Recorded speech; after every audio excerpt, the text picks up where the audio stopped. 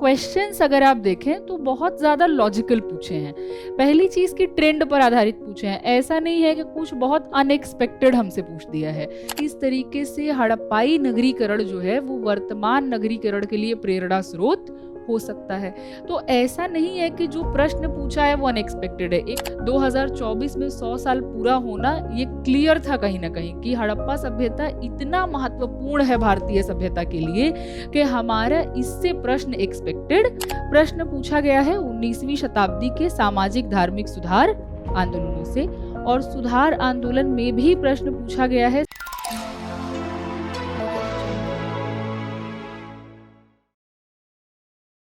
So good morning everyone.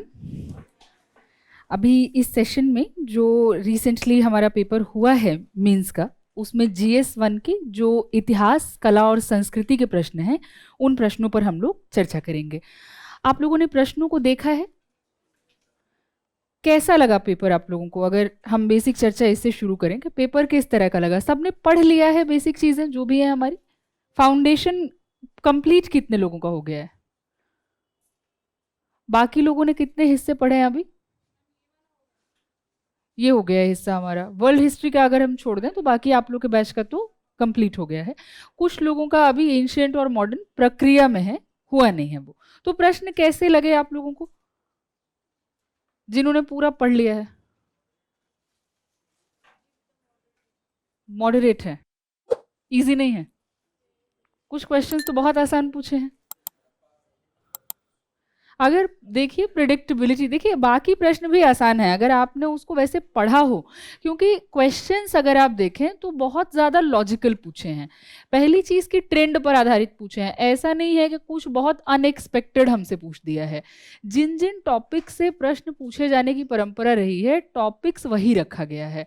उसमें किया क्या है, उन्होंने शब्दावली को कहीं ना कहीं थोड़ा बहुत चेंज कर दिया है, थोड़ा, जिसके वजह से कंफ्यूजन क्रिएट हो सकता है। अगर प्रश्नों को अभी हम डाइसेक्ट करेंगे तो आपको लगेगा कि प्रश्न तो लगभग लगभग उसी ट्रेंड पे पूछा है। कई सारे ऐसे भी आपको प्रश्न लगेंगे जहां आपको लगेगा कि रिपीट किया है अलग भाषा में। तो ये चीज़ हमको ध्यान में रखना है कि जब हम प्रश्नों को पढ़ रहे हैं, किसी भी साल का पेपर सॉल्व कर रहे हैं, तो पिछले कम से कम 10 से 12 साल के पेपर को हम ध्यान में रखें। दूसरी चीज यहाँ पर क्या है कि एक प्रश्न जैसे जो मुगल भारत से पूछा गया प्रश्न है, वो बहुत अनएक्सपेक्टेड क्वेश्चन इस सेंस में है कि ट्रेंड आधारित नहीं है। ट्रेंड में मुगल भारत से प्रश्न मुख्य परीक्षा में नहीं पूछा जाता है।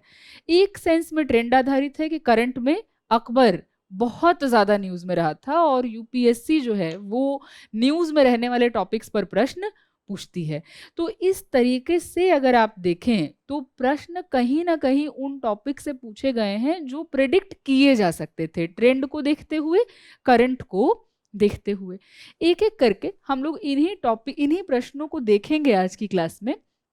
यहाँ एक और अच्छी चीज आपको देखने मिलेगी, पेपर बहुत होलिस्टिक है।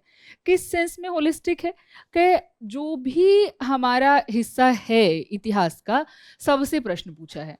एक प्रश्न प्राचीन भारत से भी है, एक मध्यकाल से भी है, एक कला और संस्कृति से भी है, आधुनिक भारत से 2 प्रश्न इन्होंने पूछ लिया है, एक विश्व इतिहास से है, एक आपका पोस्ट इंडिपेंडेंट इंडिया से है।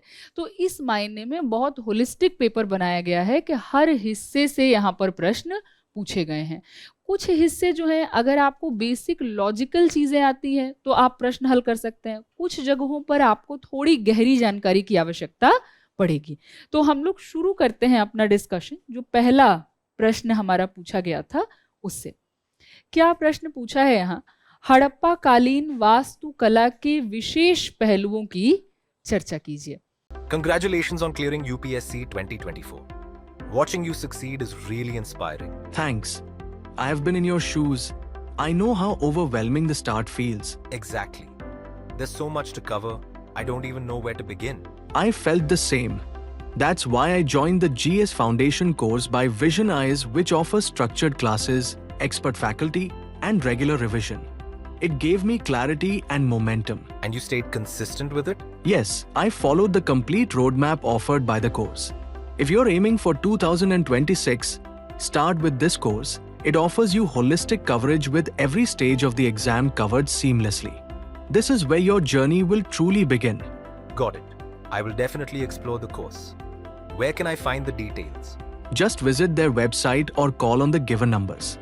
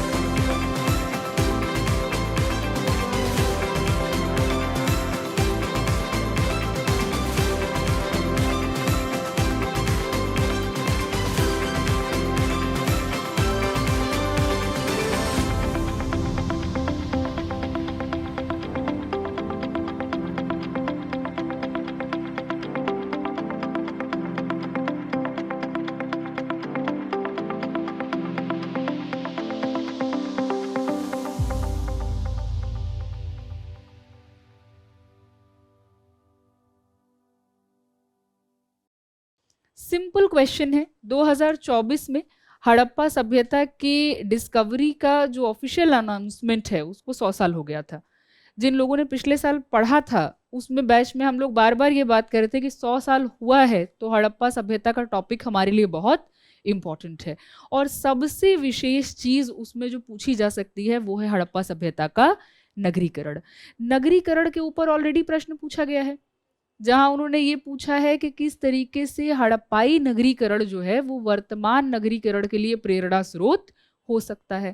तो ऐसा नहीं है कि जो प्रश्न पूछा है वो अनएक्सपेक्टेड है। एक तो हड़प्पा सभ्यता पढ़ते हुए नगरीकरण नहीं पढ़ा तो हमने पढ़ा ही नहीं है हड़प्पा सभ्यता, बेसिक फीचर ही उसका नगरीकरण है। अगर प्रीवियस ईयर का ट्रेंड देखें तो इस तरह का प्रश्न ऑलरेडी पूछा जा चुका है। प्रश्न को बस पूछा अलग तरीके से है। वहां उन्होंने ये कह दिया कि नगरीकरण वर्तमान के लिए प्रेरणा स्रोत कैसे है। इधर इन्होंने सिंपली क्या पूछा है कि हड़प्पा कालीन वास्तुकला के विशेष पहलुओं की चर्चा करें। कभी अगर इस तरह के शब्द कंफ्यूज करते हैं, वास्तुकला लिख दिया, इंग्लिश में देख लीजिए आर्किटेक्चर। आर्किटेक्चर जहां लिखा है मतलब कि इमारतों के बारे में हमको इनके बात करनी है।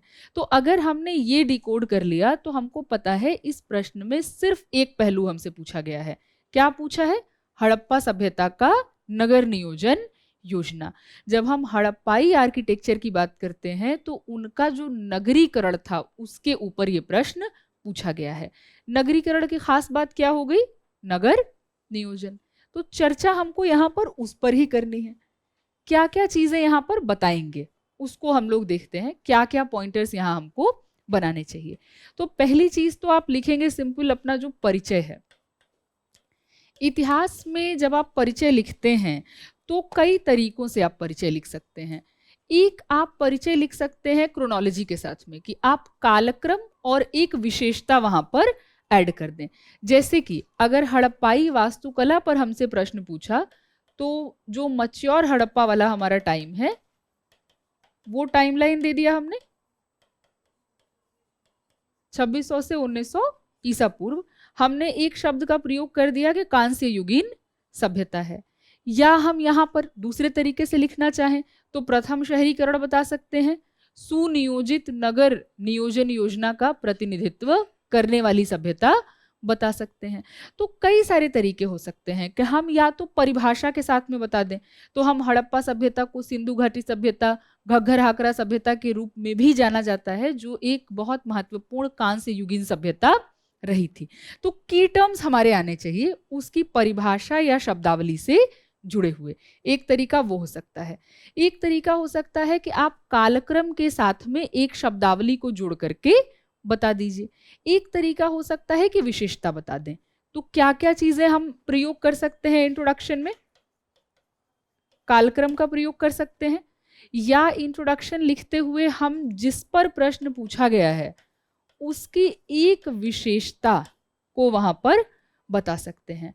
कोई अगर ऐसा प्रश्न पूछा है जिसमें कोई विशेष शब्दावली हो, अगर विशेष शब्दावली है तो आप उस शब्दावली को परिभाषित करते हुए अपना इंट्रोडक्शन लिख सकते हैं। तो इस तरीके से ये कई सारा आपके पास में आयाम हो गया जिसके आधार पर आप इतिहास के प्रश्नों में परिचय लिख सकते हैं। तो इसी तरीके से आपको जिस भी तरीके में यहाँ सहूलियत लगे, हड़प्पा सभ्यता का एक संक्षिप्त परिचय आप यहाँ पर लिखेंगे। यहाँ अगर हमको शब्दावली उठानी हो तो वास्तुकला है, अगर हम शब्दावली के साथ में अपना परिचय लिखना चाहते हैं तो हम नगर नियोजन शब्द का प्रयोग करते हुए अपना इंट्रोडक्शन लिख सकते हैं कि यह कांस्य युगीन सभ्यता अन्य सभ्यताओं से नगर नियोजन के संदर्भ में अत्यंत विशिष्ट रही थी। इस तरह के शब्दावली का यूज कर सकते हैं। अब देखना होगा हमको कि क्या डायमेंशंस डिस्कस करने हैं। हड़प्पा सभ्यता की वास्तुकला पर प्रश्न पूछा हमसे, 150 शब्द में लिखना भी है हमको।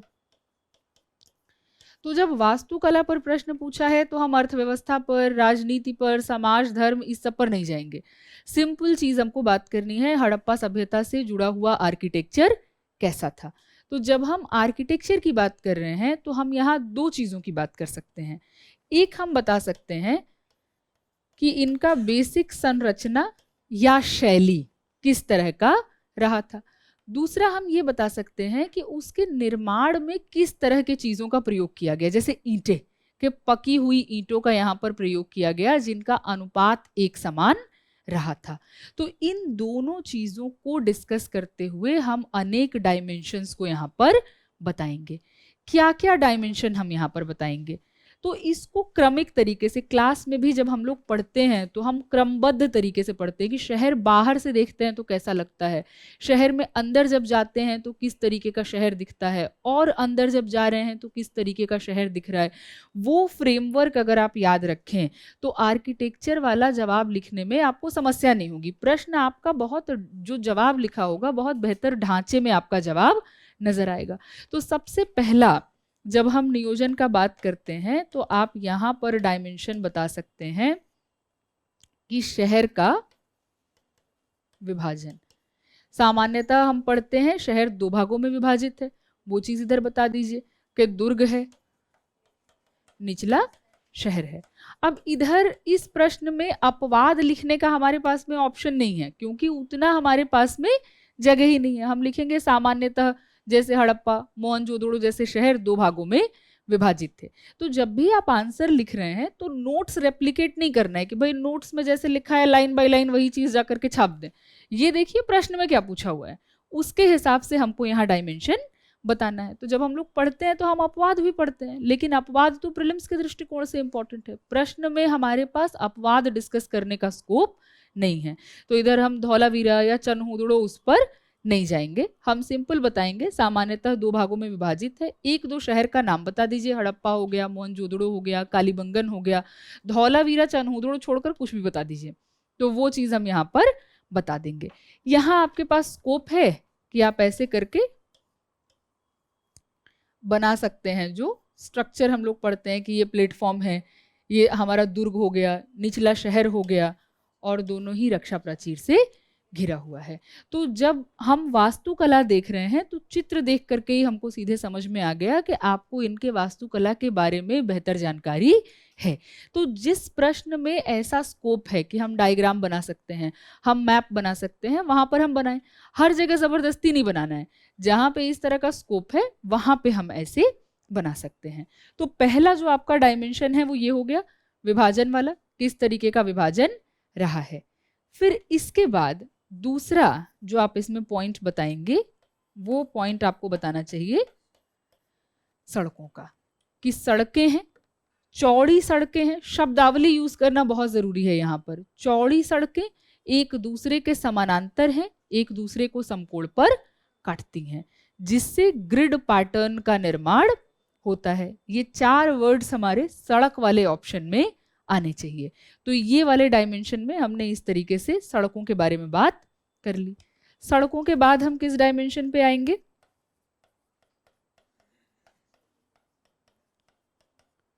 जल निकासी। तो यहाँ हम बताएंगे सड़कों से संबद्ध नालियों का निर्माण, जो घर की छोटी नालियां हैं उनका बड़ी नालियों के साथ में जुड़ा होना। तो वो हमको बता रहा है एक बेहतर जल निकासी व्यवस्था की उपस्थिति। इसी से जोड़ करके आप पॉइंट बता सकते हैं स्वच्छता, कि जब हम नालियों को देखते हैं तो नालियां हटाए जा सकने वाले पत्थर के शिलाओं से ढकी हुई थी, जिससे हमको क्या पता लग रहा है कि सफाई का निरंतर प्रबंध होता होगा। तो स्वच्छता का एस्पेक्ट आपने यहाँ पर अगला बता दिया। इसके बाद हम बताएंगे आवास के बारे में, कि जब हमने ये सारी चीजें देख ली तो इनकी आवासीय संरचना कैसी थी। तो जब हम आवास की बात करते हैं तो शौचालय है, स्नानघर है, किचन है, आंगन है, ये सारे घर में कॉमन है। तो हम ये चीज यहाँ पर बताएंगे कि जीवन के मूलभूत आवश्यकताओं की पूर्ति क्या क्या चीजें हैं, ये 4 चीजें हम यहाँ पर बताएंगे, जिससे सुनिश्चित क्या हुआ, मूलभूत जरूरत, प्रकाश की उपस्थिति, हवा की उपस्थिति, ये पॉइंटर हमने बता दिया आवास में। अगला इसी में आप डायमेंशन बता दीजिएगा कि आवास को ही एक्सप्लेन करते हुए कि कुछ मकान बहुमंजिला हैं, जहां से हमको सीढ़ी वाला साक्ष्य हम लोगों ने पढ़ा है, तो कुछ मकान इनके बहुमंजिला हैं और कुछ मकानों में निजी कुओं की उपस्थिति है, ये भी इनके वास्तुकला का ही हिस्सा होगा। तो वो हिस्सा हमने यहाँ पर बता दिया, उसमें हमने अपना पॉइंट बना लिया जल प्रबंधन, कुओं का उपस्थिति। यहीं पे एक पॉइंट लिख दीजिए धौलावीरा के बारे में, कि जब हम धौलावीरा की बात कर रहे हैं तो कृत्रिम जलाशयों का उपस्थिति है। तो ये सारे हमारे मेजर पॉइंट्स हो गए जब हम इस प्रश्न का जवाब लिख रहे हैं। इसके आगे आखिरी पॉइंट आप बना सकते हैं अन्य। अन्य के डिटेल में नहीं जाना है। देखिए इतना ही लिखने में 150 शब्द में इतना लिखने में आपको बहुत मुश्किल होगा। अभी जब हम डिस्कस कर रहे हैं इसमें चैलेंज यही है, इसलिए आंसर राइटिंग बहुत जरूरी है। समझ में सब आ जाएगा, याद भी सब हो जाएगा। लिखने बैठेंगे तो कौन सा शब्द चुने, कौन सी लाइन छोड़े, ये एक बहुत महत्वपूर्ण डिसीजन होता है कि एक शब्द से कैसे हमारी 10 शब्दों की बात निकल जाए, उस कला को हमको विकसित करना है। तो बहुत हमको यहाँ एम्बिशियस नहीं होना है कि हम मोहनजोदड़ो के बारे में अलग से लिख दें, जो विशाल स्नानागार है उसके डिटेल लिखने लग जाएं, ये सब लिखने का स्कोप ही नहीं है इधर। अन्य करके हम सिंपल क्या बता सकते हैं कि मोहनजोदड़ो में सभागार, विशाल स्नानागार, अनेक शहरों में उपस्थित धान्यागार अन्य संरचनाओं का हिस्सा हैं। तो इस तरीके से करके सिर्फ हमने यहाँ पर एग्जाम्पल्स डाल दिए और आखिर में इसको एंड कीजिए ईंटों के साथ में, कि किस तरीके की ईंटों का प्रयोग इधर किया जाता था।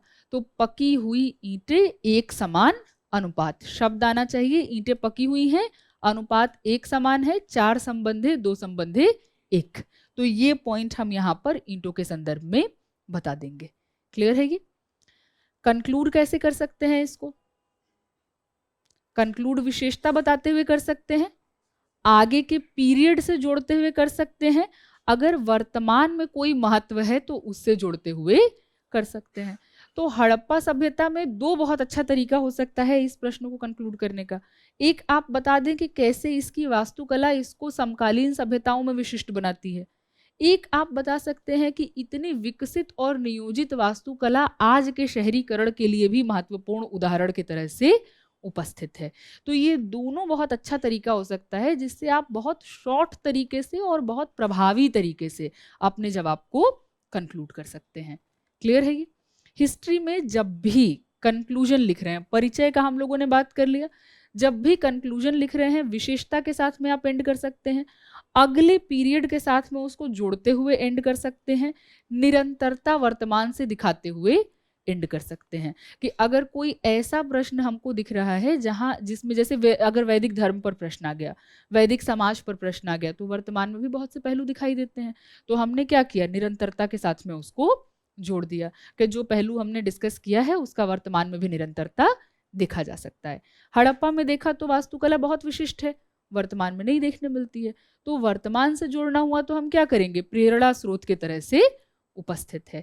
तो ये सारे तरीके हो सकते हैं आपके कंक्लूजन को लिखने के। ऐसे नहीं करना है कि बगल वाले ने ये कंक्लूजन लिखा है तो हमने भी यही क्यों नहीं लिखा। कंक्लूजन वो हमारा प्रश्न के अनुरूप होना चाहिए, लेकिन हमारा लिखने का तरीका अलग हो सकता है। कोई परिभाषा से इंट्रोडक्शन लिख रहा है, कोई कालक्रम से इंट्रोडक्शन लिख रहा है, ये उस व्यक्ति का अपना लिखने का शैली है। तो ये चीजें नहीं करनी है कि हम कॉपी करने बैठ जाएं।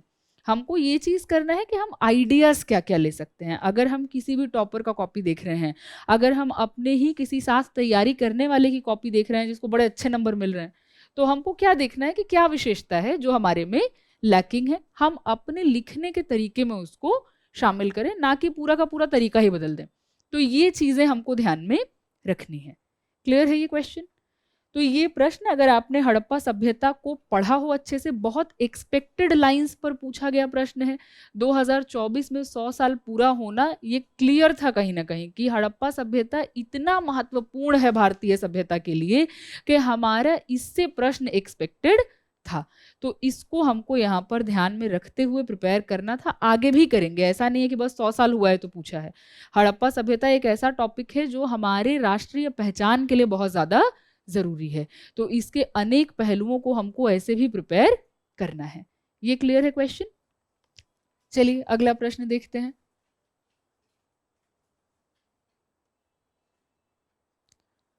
अकबर के धार्मिक समन्वयता के प्रमुख पहलुओं का परीक्षण कीजिए। अगेन 150 शब्दों में हमको लिखना है। ये प्रश्न अपने आप में एक बहुत बड़ा स्टेटमेंट है यूपीएससी के द्वारा कि इतिहास निष्पक्षता से पढ़ना है। तो सिंपल चीज हमको ध्यान रखनी है, क्या कंट्रोवर्सी चल रही है, किस चीज पर ज्यादा फोकस किया जा रहा है, किस पर कम किया जा रहा है, उसमें हमको नहीं जाना है। हमको इतिहास में जो भी पहलू उपस्थित रहे हैं, चाहे सकारात्मक रहे हों चाहे नकारात्मक रहे हों, उन सारे पहलुओं को जिसका जितना जगह है, नकारात्मक का जितना जगह है उतना जगह देके पढ़ना है, जितना सकारात्मक का जगह है उतना सकारात्मक को जगह देकर के पढ़ना है। तो इन चीजों को ध्यान में रखते हुए किसी भी इतिहास के कालखंड को हमको पढ़ना है। खास करके जब हम लोग मिडिवल इंडिया पढ़ते हैं तो बार बार ये बात क्लास में हम करते हैं कि किसी भी काल को अंधकार युग या किसी भी काल को बहुत स्वर्ण युग के तरह से देखा जाना पूरी तरह से संभव नहीं है। हर समय में हम प्राचीनता की बात करें, मध्यकाल की बात करें, आधुनिकता की बात करें, आज की बात करें, कुछ ऐसी चीजें हैं जो सकारात्मक होंगी, कुछ ऐसी चीजें हैं जो प्रॉब्लमैटिक होंगी। तो हमको हर चीज को ध्यान में रखते हुए पढ़ना है। और अकबर के नीति पर जो प्रश्न पूछा गया है ये उस काल में उपस्थित इसी सकारात्मक धार्मिक सहिष्णुता पर बल देता हुआ पूछा गया प्रश्न है। तो इसमें बहुत सिंपली अकबर का युद्ध नहीं बताना है हमको, अकबर के काल की अर्थव्यवस्था नहीं बतानी है हमको। प्रश्न में बहुत क्लियरली पूछा है धार्मिक समन्वयता के प्रमुख पहलू। तो क्या इंपॉर्टेंट पहलू हैं उसके बारे में हमको बात करना है। धार्मिक समन्वयता का मतलब क्या हुआ? सभी धर्मों को एक साथ लेकर के चलने का आइडिया। वो जो बात हुआ वो हुआ हमारा धार्मिक समन्वयता। तो यहाँ हमको बताना है कि अकबर का जो धार्मिक समन्वयता था उसका पहलू क्या रहा था। कैसे लिख सकते हैं इसको? हम अपना इंट्रोडक्शन शुरू कर सकते हैं अकबर के साथ। अकबर का टाइमलाइन बता करके हम यहाँ बात कर सकते हैं। जरूरी नहीं है कि हम ईयर लिखें। 16वीं शताब्दी की हम बात कर सकते हैं कि 16वीं शताब्दी का उत्तर भारत हम बता सकते हैं। और इस व्यक्ति ने अनेक तरह के आर्थिक, प्रशासनिक, सामाजिक, धार्मिक सुधार किए, इस तरीके से बता सकते हैं। मुगल साम्राज्य से हम अपना इंट्रोडक्शन शुरू कर सकते हैं कि हमने मुगल साम्राज्य का टाइमलाइन बताते हुए ये बता दिया कि कैसे अकबर है जो कि पूरे मुगल साम्राज्य के संगठन के लिए जिम्मेदार रहा था। इस तरीके से भी इंट्रोडक्शन लिख सकते हैं। एक और इंट्रोडक्शन लिख सकते हैं कि आप धार्मिक समन्वयता को परिभाषित कर दीजिए कि धार्मिक समन्वयता क्या होती है। तो ये तीनों तरीका आपका हो सकता है जो हमने बताया ऊपर कि भाई किस किस तरीके से आप अपना परिचय लिख सकते हैं। सारे ही परिचय ठीक हैं, लिखना बस आपको ठीक से आना चाहिए। तो ऐसे आप परिचय लिखेंगे, फिर आप आएंगे कि क्या क्या हमको यहाँ डायमेंशंस बताने हैं। तो अगर हम अकबर के धार्मिक नीति के बारे में चर्चा करें, क्या क्या चीजें बता सकते हैं इधर हम? धार्मिक समन्वयता अगर हमको दिखानी हो तो हम क्या क्या चीजें यहां पर बता सकते हैं? सुलह कुल बता सकते हैं,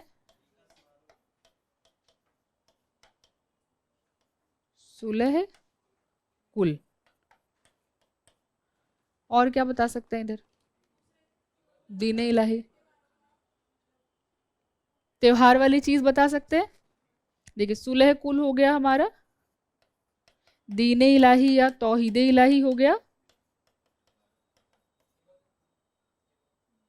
तीसरा हमारा हो गया अगर हम बता दें परंपरा, फिर हमने बता दिया इबादत खाना।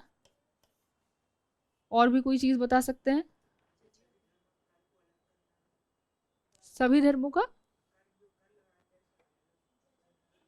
तो उसने जो किया सामाजिक धार्मिक सुधार, इसके बारे में भी हम इधर बात कर सकते हैं। और भी कोई डायमेंशन यहां पर हो सकता है?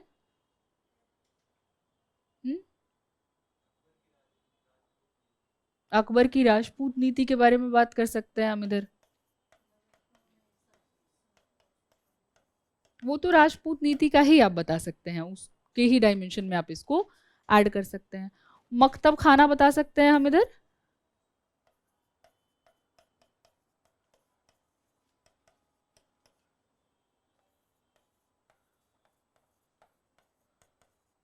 अनुदान को भी बता सकते हैं। मेजर यहाँ पे जो पॉइंट्स है हमने सब कुछ डाल दिया है, एक एक करके देखते हैं कि क्या पॉलिसी है उसका। जब हम सुलह कुल की बात करते हैं तो सुलह कुल में वो क्या कहता है? शांति प्रिय सह निवास। तो वो कहता है कि अलग अलग धर्म के अलग अलग परंपराओं के लोगों का शांति प्रिय तरीके से सहनिवास, ये सिंपल चीज वो बात कर रहा है सुलह कुल में।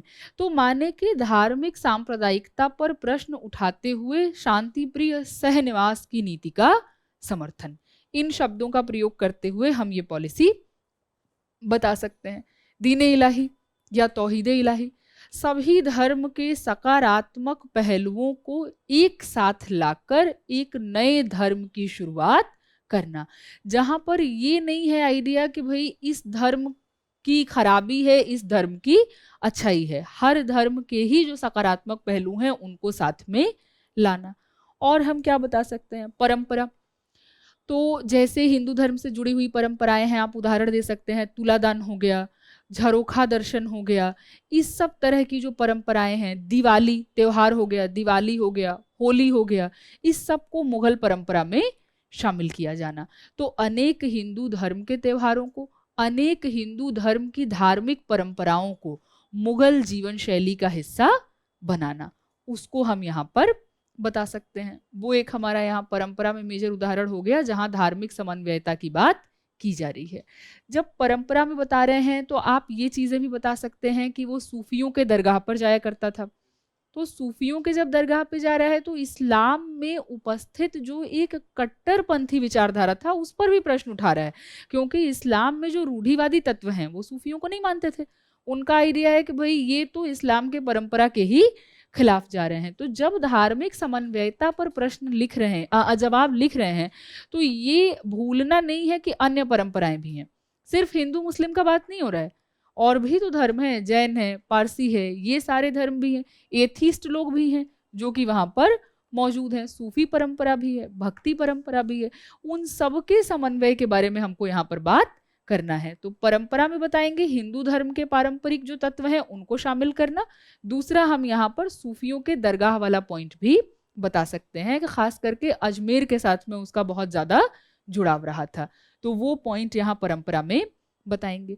इबादत खाना, फतेहपुर सीकरी में जो उसने इबादत खाना खोला है, अलग अलग धर्म के लोगों को बुला रहा है, जो धर्म के प्रकांड विद्वान हुआ करते थे, तो हिंदू धर्म है, पारसी है, जैन है, ईसाई है, इसके साथ ही साथ जो नास्तिक लोग थे उन सबको भी इधर बुला रहा है। और क्या कोशिश कर रहा है कि हर धर्म के बारे में उसको जानकारी मिल सके। भले ही प्रयास असफल रहा, उसको बंद करना पड़ा इबादत खाना झगड़ों के कारण, लेकिन यहाँ हमको ये बताना है कि उसका प्रयास इबादत खाना खोल करके अनेक धर्म के परंपराओं को समझने का था। ये भी कोशिश थी कि ये लोग एक दूसरे के धर्म के बारे में समझें जब इस तरह के डिस्कशंस हो रहे हैं।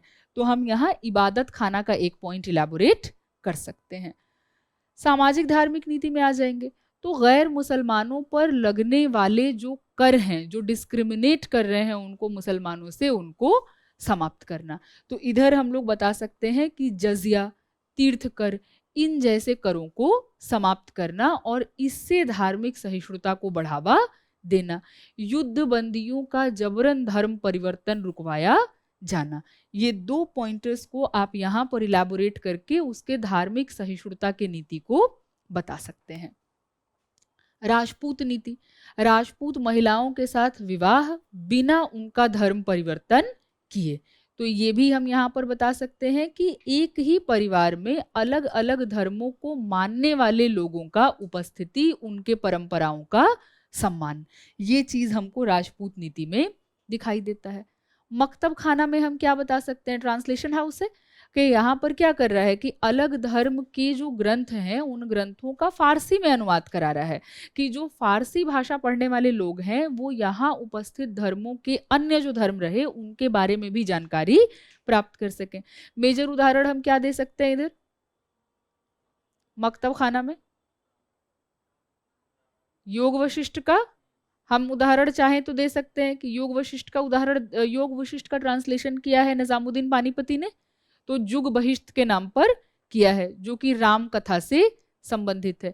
या आप रज़्मनामा का उदाहरण दे दीजिए जो हमारा महाभारत का फारसी अनुवाद है। तो दोनों में से कोई भी उदाहरण आप दे सकते हैं, जुग बहिष्ठ या रज़्मनामा। ये सब चीजें हम लोगों ने नोट्स में लिखी हुई हैं मिडीवल में, आपको जो एग्जाम्पल यहाँ पर सूटेबल लगे वो एग्जाम्पल आप यहाँ पर दे दीजिए। अनुदान, जब हम मुगल भारत पढ़ रहे थे तो एक मांडू के मंदिर का तस्वीर दिखाया था हमने, जो नीलकंठ मंदिर की तस्वीर थी, जहां हमने ये देखा था कि कैसे मुगल शैली में बना हुआ शिव को समर्पित वो मंदिर था। तो उसी का हम यहाँ उदाहरण दे देंगे कि अकबर ने एक ऐसे मंदिर का निर्माण कराया। वृंदावन में कुछ पुजारी हैं जिनको वो दान भी दे रहा है। एक शब्द मिडीवल पढ़ते हुए हमने पढ़ा था, मदद ए माश। तो मदद ए माश जो ग्रांट है वो हिंदू मंदिरों को भी दिया जा रहा है।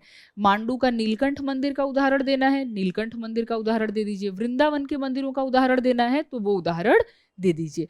तो ना सिर्फ इस्लामिक परंपरा को बल्कि अन्य धर्म की जो परंपराएं हैं उनके भी संचालन के लिए योगदान का देना। सूफी परंपरा के बारे में बता सकते हैं आप यहाँ पर चाहें तो वो भी आपका एक हो जाएगा कि कैसे इस्लाम में ही उपस्थित जो अन्य परंपराएं हैं या जो उनका क्रिटिक है उन लोगों को भी ये योगदान दे रहा है। तो हम लोग जब पढ़ते हैं सूफी परंपरा, वहाँ पर पढ़ते हैं कि जियारत के लिए अजमेर जाने वाला बादशाह है अकबर, जो सबसे ज़्यादा बार अगर कोई गया है अजमेर बादशाह जियारत के लिए तो वो गया है अकबर। तो हम उसके बारे में यहाँ पर बता सकते हैं। एग्जाम्पल हम पर डिपेंड करता है कि हम कौन सा उदाहरण यहाँ पर चूज करें। क्लियर है ये? तो ऐसे करके ये सारे डायमेंशंस हम यहाँ पर बता देंगे। कंक्लूड कैसे कर सकते हैं? एक कंक्लूजन हो सकता है हमारा कि भारत जैसे बहुधार्मिक देश में धार्मिक सहिष्णुता स्थापित करना, तो उसमें महत्वपूर्ण योगदान रहा है। दूसरी चीज हम क्या बात कर सकते हैं कि धार्मिक उन्माद को समाप्त करने हेतु अकबर की धार्मिक सहिष्णुता की नीतियां आज भी बहुत महत्वपूर्ण उदाहरण की तरह से उपस्थित हैं। तो दोनों तरीके से आप इसको ऐड कर सकते हैं। आप चाहें तो उस वक्त के हिसाब से बता दीजिए, आप चाहें तो वर्तमान से कनेक्ट करके बता दीजिए कि किस तरीके से एक महत्वपूर्ण प्रेरणा स्रोत अकबर के धार्मिक सहिष्णुता की नीति हो सकती है। क्लियर है ये? क्या कह रहे हैं? बिल्कुल कर सकते हैं कनेक्ट करके, उससे भी कनेक्ट करके कर सकते हैं। देखिए लिखने का कंक्लूजन 2-3 तरीका हो सकता है। इंट्रोडक्शन लिखने के भी 3-4 तरीके हैं। बस ये होना चाहिए कि ये ना हो कि पूछ रहे हैं धार्मिक नीति और आप बता रहे हैं प्रशासन, ये नहीं होना चाहिए। अगर धार्मिक नीतियों के बारे में बात कर रहे हैं तो हम सामाजिक धार्मिक करके लिख दें, हम धार्मिक सांस्कृतिक करके लिख दें, वो चीज वहां पर इंपॉर्टेंट है। ठीक है, चलें अगले प्रश्न पर। क्लियर है ये?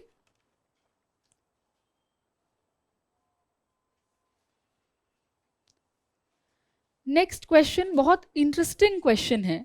मूर्तिकारों ने चंदेल कला रूपों को जीवन की व्यापकता और लचकदार ओज से भर दिया।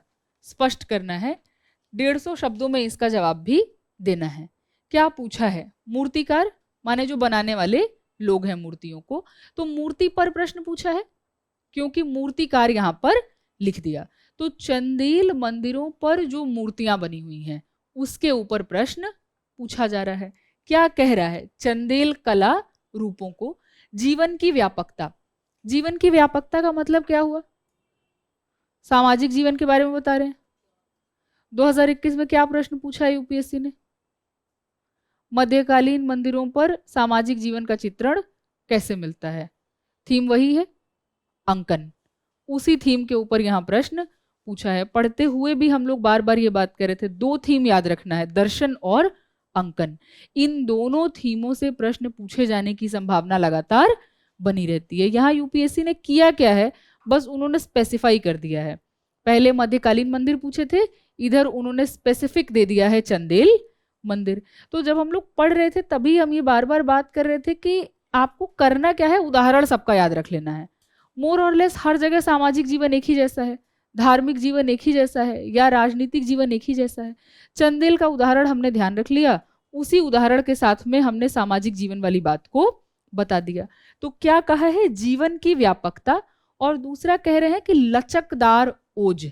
तो लचकदार ओज का मतलब क्या हुआ कि जब बना रहे हैं तो जीवंतता है।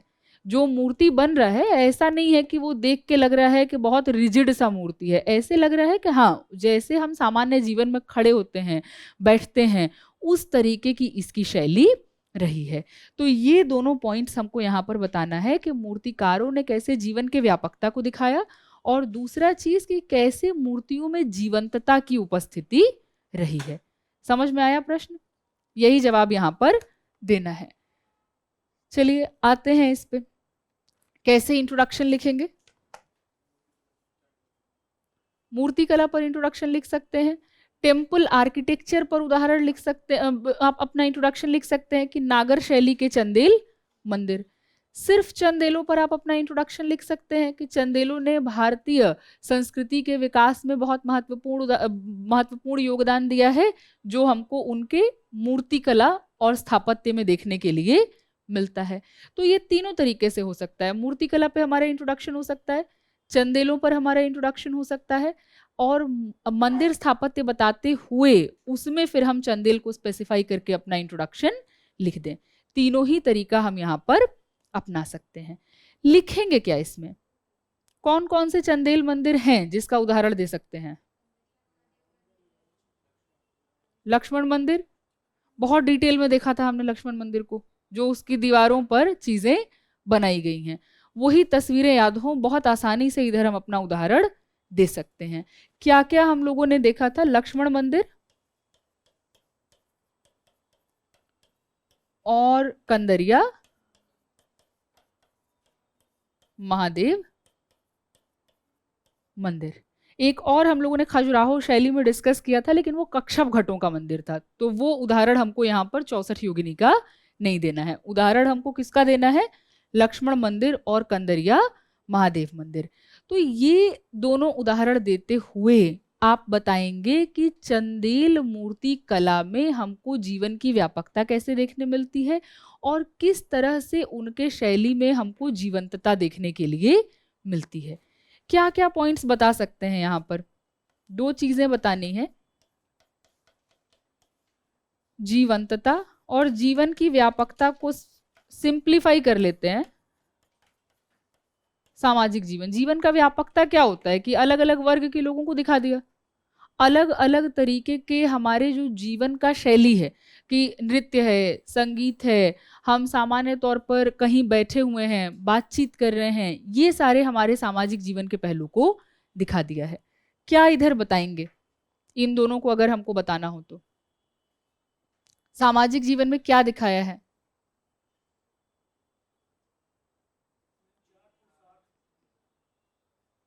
चार पुरुषार्थ दिखाए हैं।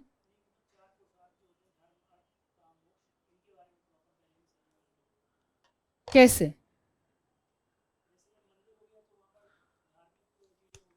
हाँ,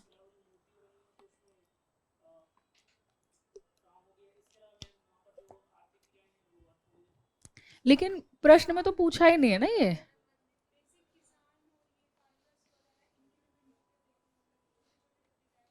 हम्म हम्म हम्म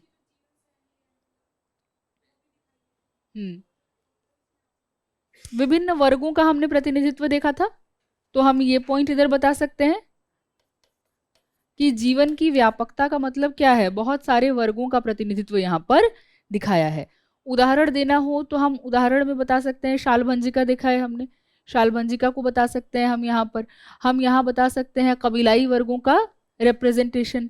तो यहाँ पर हम क्या क्या कर सकते हैं, नाग, नागिन, यक्ष, यक्षी, शाल, भंजिका इत्यादि, ये हम उदाहरण देकर के बता सकते हैं कि समाज के विभिन्न वर्गों का रिप्रेजेंटेशन हमको यहाँ पर देखने के लिए मिलता है। इसके साथ साथ हम यहाँ पर क्या बता सकते हैं, अगर हमको अगला यहाँ बताना हो तो हम बता सकते हैं कि किस तरह की मुद्राएं हमको देखने मिल रही हैं। तो यहाँ हमको नृत्य करते हुए लोग, एक जो पैनल है जहाँ पर नृत्य करते हुए हमको लोग दिखाई दे रहे हैं, संगीतीय, वाद्य यंत्र इधर हमको दिखाई दे रहे हैं, कि जीवन में जो मनोरंजन का साधन है वो चीज भी हमको इनके मूर्तिकला में दिखाई देती है। जीवन के व्यापकता में एक हम राजनीतिक जीवन का उदाहरण दे दें इधर, तो हम युद्ध के शैलियों के बारे में बात कर सकते हैं इधर, कि कैसे युद्ध संबंधी दृश्य हमको यहाँ पर दिखते हैं। तो युद्ध संबंधी दृश्यों में अनेक तरह के युद्ध के जानवरों का हम अंकन देख सकते हैं, अनेक तरह का हम यहाँ पर बता सकते हैं कि युद्ध संबंधी हथियारों का अंकन, पालकी वगैरह, ये सारी चीजों का हम यहाँ पर उदाहरण दे सकते हैं।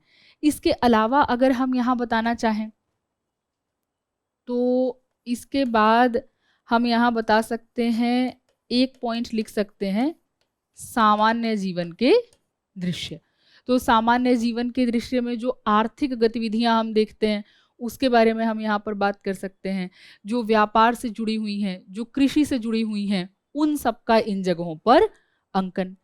धार्मिक व्यापकता, जब हम अपने जीवन के व्यापकता की बात कर रहे हैं तो धर्म का क्या महत्व रहा है, विभिन्न किस्म के देवी देवताओं का अंकन। उत्तर भारत में है तो गंगा यमुना का अंकन। तो ये सारी चीजें हम यहाँ पर बता सकते हैं। जो शब्द हम पढ़ते हैं, नदियों का दैवीकरण, नवग्रह उनका उपस्थिति, अष्ट दिक्पाल इनका उपस्थिति, तो ये सारी चीजें आप धार्मिक व्यापकता के साथ, डिटेल में नहीं लिखना है हमको, बस शब्दावली प्रयोग करनी है। अष्ट दिक्पाल, नवग्रह, गंगा यमुना, विभिन्न देवी देवताओं का चित्रण, तो ये हमने यहाँ पर पॉइंट बता दिया।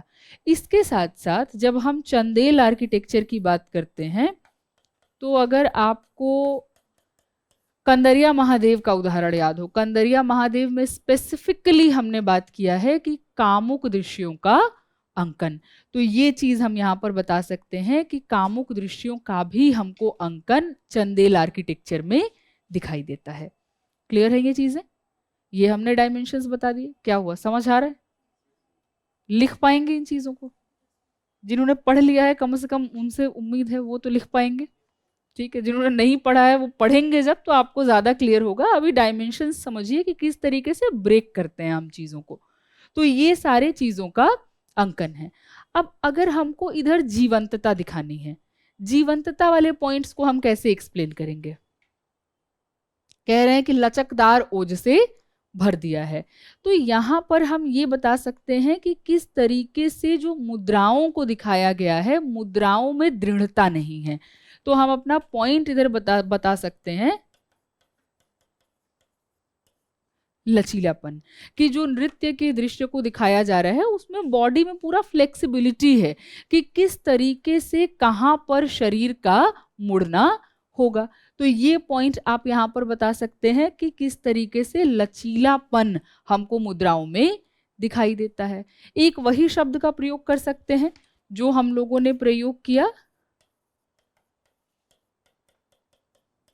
कि हमको जीवंतता दिखाई देती है। जब हम जीवंतता की बात कर रहे हैं तो इसका मतलब क्या है कि जिस तरीके से, इसमें हम शब्द का प्रयोग क्या कर सकते हैं कि जिस तरीके से हमारी शारीरिक क्रियाएं हैं, वैसे ही दिखाया गया है, जिस तरीके से हमारी मुख मुद्राएं हैं उनको वैसे ही दिखाया गया है। तो यहाँ पर हम जीवंतता के बारे में इन शब्दों का प्रयोग करके बता सकते हैं कि शरीर का मुड़ना हम बता सकते हैं, जो मुख पर हमारे एक्सप्रेशंस हैं उसको हम यहाँ पर बता सकते हैं। ये हो गया हमारा जीवंतता को दिखाया जाना। इसके साथ अगर हमको अन्य यहाँ पर बिंदु बताने हो तो अन्य बिंदुओं को हम कैसे दिखा सकते हैं कि अगर जीवंतता के साथ में कह रहे हैं कि भर दिया, तो कई सारी ऐसी हमको मूर्तियां मिल रही हैं जहाँ पे एक स्त्री है जो दर्पण को देख करके श्रृंगार कर रही है। वो जीवंतता दिखा रहा है कि किस तरह की जीवंतता उस वक्त में उपस्थित रही थी, उसका हमने उदाहरण दे दिया। खत लिखती हुई औरत हमको दिखाई देती है, उसका हमने यहाँ पर उदाहरण दे दिया। तो इस तरह की जो हमको चीजें मिल रही हैं उसका उदाहरण देते हुए हम बता सकते हैं कि जीवंतता हमको कैसे नजर आती है। तो ये सारे अगर हम पॉइंट्स को मिला करके अपना जवाब लिखें तो बहुत आराम से हमारे 8-9 पॉइंट्स यहाँ पर बनते हैं और हमको बहुत मेहनत की भी जरूरत नहीं है। सिंपली जो हमने पढ़ा है मंदिर स्थापत्य और उस पर अंकन, सारे पॉइंट्स हमारे वहीं से आ रहे हैं। स्पेसिफिकेशन क्या है कि हम उदाहरण में डाल दें चंदेल मंदिर, तो लक्ष्मण मंदिर हो गया और कंदरिया महादेव हो गया। तो ये हमने अगर उदाहरण डाल दिया, हमारा आंसर अपने आप प्रिपेयर्ड है। तो ये पढ़ते हुए भी हम लोग चर्चा कर ही रहे थे कि भाई ध्यान बस ये रखना है कि किसी भी जगह का मंदिर हो, ये सारी चीजें वहां पर मिलनी ही है, बस हमारा उदाहरण सही होना चाहिए। सामान्य तौर पर धार्मिक जीवन का अंकन, सामाजिक जीवन का अंकन, राजनीतिक जीवन का अंकन लगभग एक जैसा रहा है। तो ये चीज अगर हम यहाँ पर ध्यान रख पाए तो हम बहुत आराम से एक बहुत बेहतरीन आंसर यहाँ पर लिख पाएंगे। प्रश्न ट्रेंड आधारित ही है। अगर सामाजिक जीवन के अंकन वाला आप ध्यान रखें क्वेश्चन, तो उसी लाइन पर पूछा गया प्रश्न है। स्पेसिफिकेशन क्या है कि इन्होंने यहाँ चंदेल डाल दिया। पहले इन्होंने सिंपली दे रखा था कि मध्यकालीन मंदिरों में सामाजिक जीवन का चित्रण, यहाँ इन्होंने क्या दे दिया कि मध्यकालीन में भी नागर शैली के चंदेल, चंदेल में भी खजुराहो के चंदेल, उनका हमको यहाँ पर स्पेसिफिक चीज बताना है। तो कंटेंट सिमिलर है लगभग, हमने यहाँ पर अपना उदाहरण स्पेसिफिक डाल दिया। क्लियर है ये चीज? तो ये प्रश्न आप यहाँ पर ध्यान में रखेंगे। कैसे कंक्लूड कर सकते हैं? भारतीय संस्कृति के लिए बहुत महत्वपूर्ण विरासत है।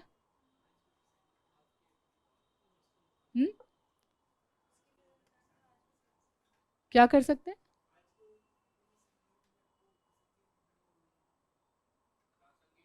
प्रासंगिक बने हुए हैं। हाँ, विश्व धरोहर स्थल है तो हमारे संस्कृति का एक बहुत बेहतर प्रतिनिधित्व करते हैं। तो आप चाहें तो ये वाला फैक्ट ऐड करके और बेहतर रेलेवेंस बता सकते हैं इसका कि यूनेस्को का वर्ल्ड हेरिटेज साइट है। तो इस तरीके से करके हमारे संस्कृति के लिए इन मंदिरों का आज भी क्या महत्व है वो आप कंक्लूजन में डाल सकते हैं। क्लियर है ये? तो ये 3 क्वेश्चंस हमारे हो गए जो हमारे एंशिएंट मिडीवल और कल्चर के हैं। अब आते हैं यहाँ पर महात्मा ज्योतिराव फूले के समाज सुधार प्रयासों और लेखन ने समाज के लगभग सभी उपेक्षित तबकों की समस्याओं को छुआ है। चर्चा कीजिए।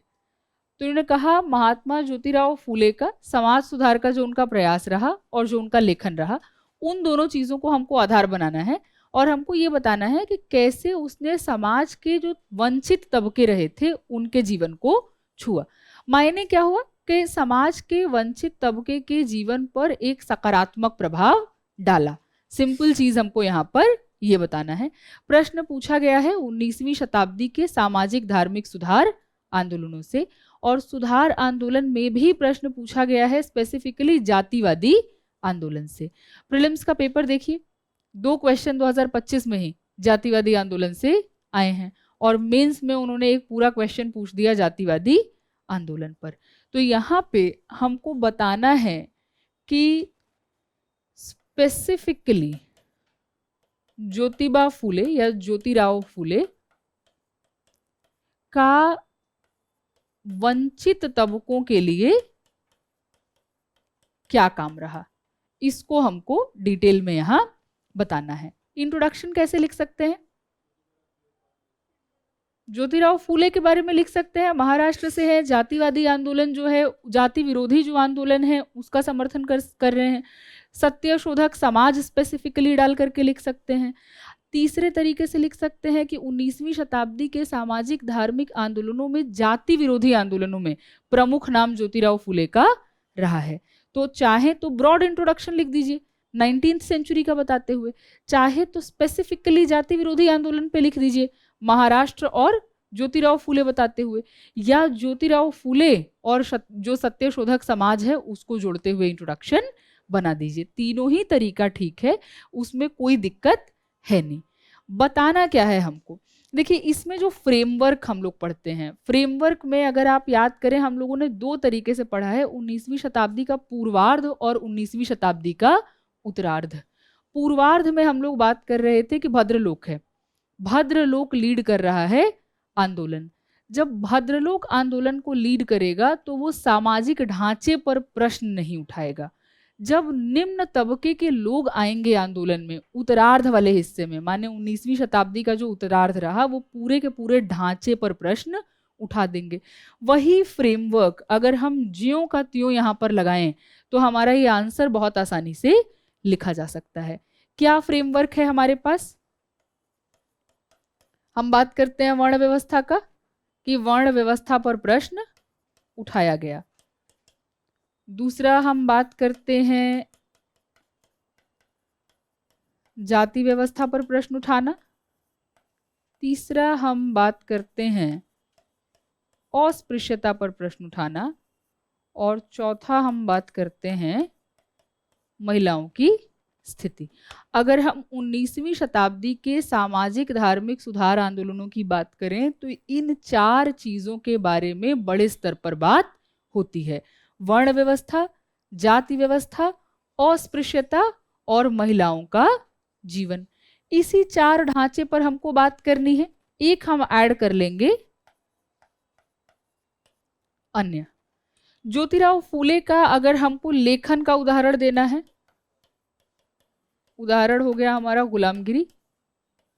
अन्य कार्य अगर हम यहां बताएं, बहुत अगर हम प्रोमिनेंट लें,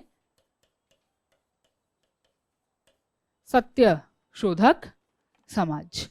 अब इसी चीज को आधार बना के अगर हम बात करें, गुलामगिरी में हम लोगों ने क्या डिस्कस किया है कि जो गुलामगिरी रचना है उसमें ये कहते हैं कि आर्यों ने भारत के मूल निवासियों को अपना गुलाम बना लिया। अब ये चीज ऐतिहासिक रूप से भले ही परेशानीजनक हो, लेकिन हमको लेखन को ही आधार बना करके बात करना है। तो हम ये चीज बात करेंगे कि आर्यों के आक्रमण के सिद्धांत को समर्थन देते हुए गुलामगिरी में उन्होंने वर्ण व्यवस्था के खंडन की बात की है। वर्ण व्यवस्था के अगर खंडन का बात किया तो किसका समर्थन किया? वर्ण व्यवस्था में उपस्थित जो शूद्र हैं उनका स्थिति खराब था। क्या चीज यहां पर कह रहे हैं कि इनके प्रति जो भेदभाव होता है, शब्दावली क्या आएगी? भेदभाव खत्म करना है। ये सब की टर्म्स हैं। बहिष्कार शब्द आएगा कि बहिष्कार को खत्म करना है। वंचित तबके के साथ समस्या क्या है? भेदभाव किया जा रहा है, उसके साथ बहिष्कार किया जा रहा है, उसको सामाजिक समानता नहीं मिला हुआ है,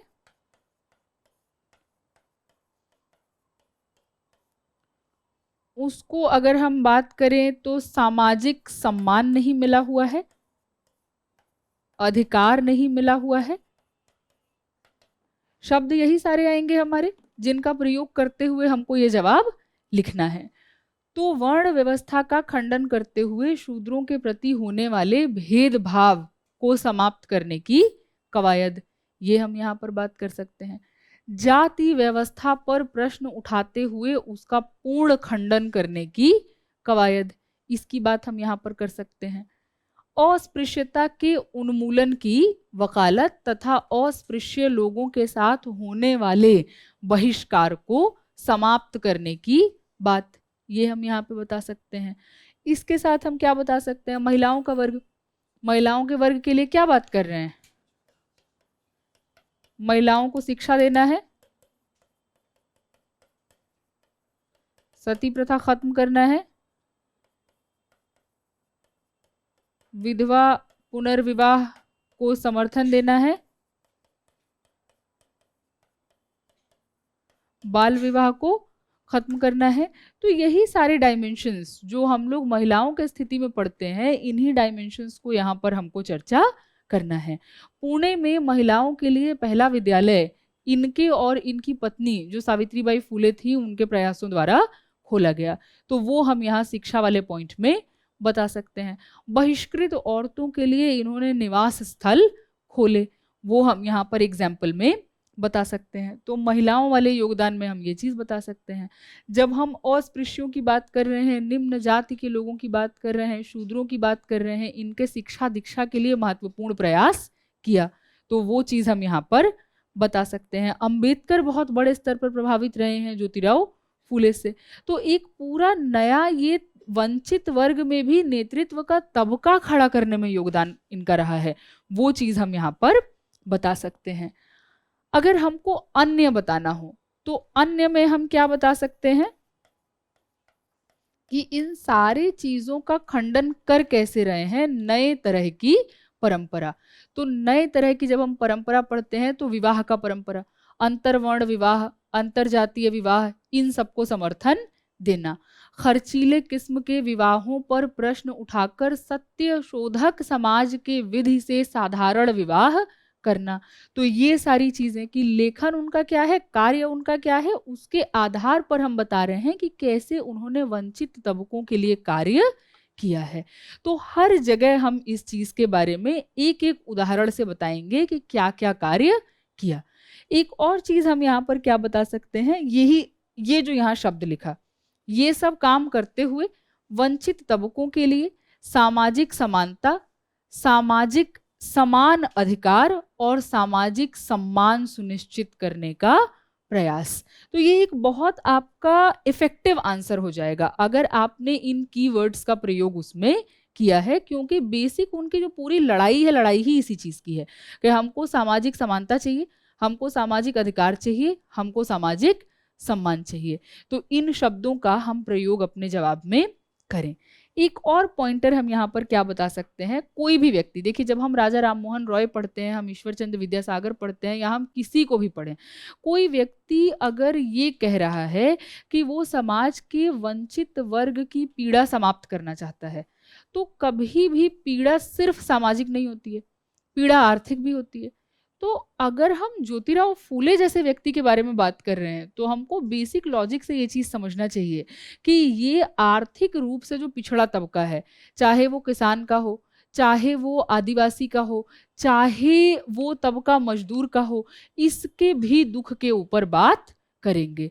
तो एक पॉइंट हम वंचित वर्ग में डाल सकते हैं, ये सब तो सामाजिक रूप से वंचित हैं, आर्थिक रूप से वंचित लोगों के लिए आवाज उठाना। तो ये पॉइंट हम यहाँ पर बता सकते हैं कि आर्थिक रूप से वंचित जो किसान हैं या मजदूर हैं या आदिवासी हैं, उनके बेहतर स्थिति के लिए प्रयास करना, उनके लिए लिखना। क्लियर है ये सारे पॉइंट्स को हम कंक्लूड यहाँ पर कर सकते हैं।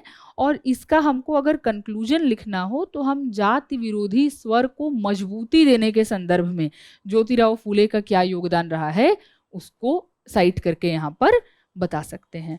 किस तरीके को उन्होंने अपनाया, लेखन, यहाँ 3 वर्ड्स यूज कीजिएगा, लेखन, संस्था और शिक्षा। उन्होंने समाज में जो जागरूकता फैलाने का प्रयास किया, संस्थागत बदलाव से किया कि शादी जो उच्च वर्ण के लोग हैं उनके तरीके से जब हो रहा है तो आर्थिक रूप से वंचित समाज के ऊपर दबाव है, सामाजिक रूप से जो वंचित समाज है वो एक दबाव भी महसूस कर रहा है, बहिष्कार और भेदभाव भी महसूस कर रहा है। तो सत्य शोधक समाज के हिसाब से हमने संस्थागत बदलाव ला दिया, तो ये हमारा पॉइंट हो गया। लेखन, बहुत पावरफुल तरीके से अपने लेखन के माध्यम से ज्योतिबा फूले ने ऐतिहासिक अन्याय पर प्रश्न उठाया। तो सबसे पहला चीज तो यही है ना कि भाई प्रश्न उठाएंगे, बदलाव तो उसके बाद लेकर के आएंगे। तो लेखन शब्द का अगर हमने प्रयोग कर दिया तो वो समझ में आ गया कि भाई हमको डेप्थ पता है कि ज्योतिराव फूले किस तरीके से बदलाव का बात कर रहे हैं। शिक्षा, उनका आइडिया क्या है कि जब तक शिक्षित नहीं होंगे तब तक अपने स्थिति में परिवर्तन नहीं ला सकते हैं। तो वंचित वर्ग में कोई भी हिस्सा रहा हो, निम्न वर्ण का हो, निम्न जाति का हो, अस्पृश्यों का हो, महिलाओं का हो, सबके लिए शिक्षा का प्रयास। पुणे में खास करके जो इन्होंने अनेक विद्यालयों का स्थापना किया वंचित वर्गों के लिए, उस संदर्भ में इनका प्रयास बहुत ज्यादा सराहनीय है। तो इन 3 शब्दों का प्रयोग करके आप बता सकते हैं कि इस माध्यम से जाति विरोधी स्वर को मजबूत करते हुए ज्योतिराव फूले ने सामाजिक समानता और अधिकार सुनिश्चित करने के लिए महत्वपूर्ण भूमिका निभाई है। क्लियर है ये? तो ये आपका जाति विरोधी आंदोलन पे जो प्रश्न पूछा गया था वो हो गया जी।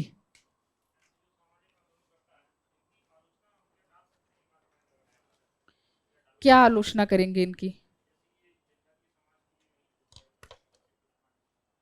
तो कितने लोगों को आप करेंगे, ये भी तो सोचिए ना, एक इंसान है।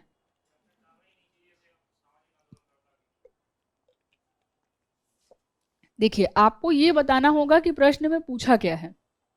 ठीक है, समाज सुधार का हमको प्रयास पूछा है और प्रश्न में ही कहा है लगभग सभी उपेक्षित तबके। ये तो कहा नहीं है कि ज्योतिराव फूले सबके लिए ही कर रहे हैं। कोई भी जो व्यक्ति होगा वो कितना भी काम कर ले, हर व्यक्ति की सीमा तो होगी ना कुछ तो छूटेगा ना। तो ये तो प्रश्न खुद ही एक्नॉलेज कर रहा है कि सबका नहीं, लगभग सबका। तो फिर वो डालना थोड़ा जबरदस्ती का हो जाएगा कि हम जानबूझ के कुछ ना कुछ उसमें खोज रहे हैं कि भाई कुछ तो दिक्कत रहा होगा, बजाय कि एक्नॉलेज करने के कि क्या उनका योगदान रहा है। अगर प्रश्न में इस तरह की कोई बात लिखी होती कि सबका ही किया है तो हम थोड़ा सा डाल सकते थे पक्ष, लेकिन जहां प्रश्न खुद ही एक्नॉलेज कर रहा है लगभग, वहां पे वो थोड़ी सी जबरदस्ती की बात होगी। ठीक है, और लिखने को तो लिख ही रहे हैं, लिखने को तो कह ही रहे हैं कि सबको शिक्षा मिलना चाहिए। अगर हम आदिवासियों का भी बात करें, वो ये थोड़ी कह रहे हैं उनको शिक्षा मत दो, उनको भी शिक्षा देने का बात कर रहे हैं। ठीक है, चलें, ये प्रश्न है हमारा पोस्ट इंडिपेंडेंस इंडिया का।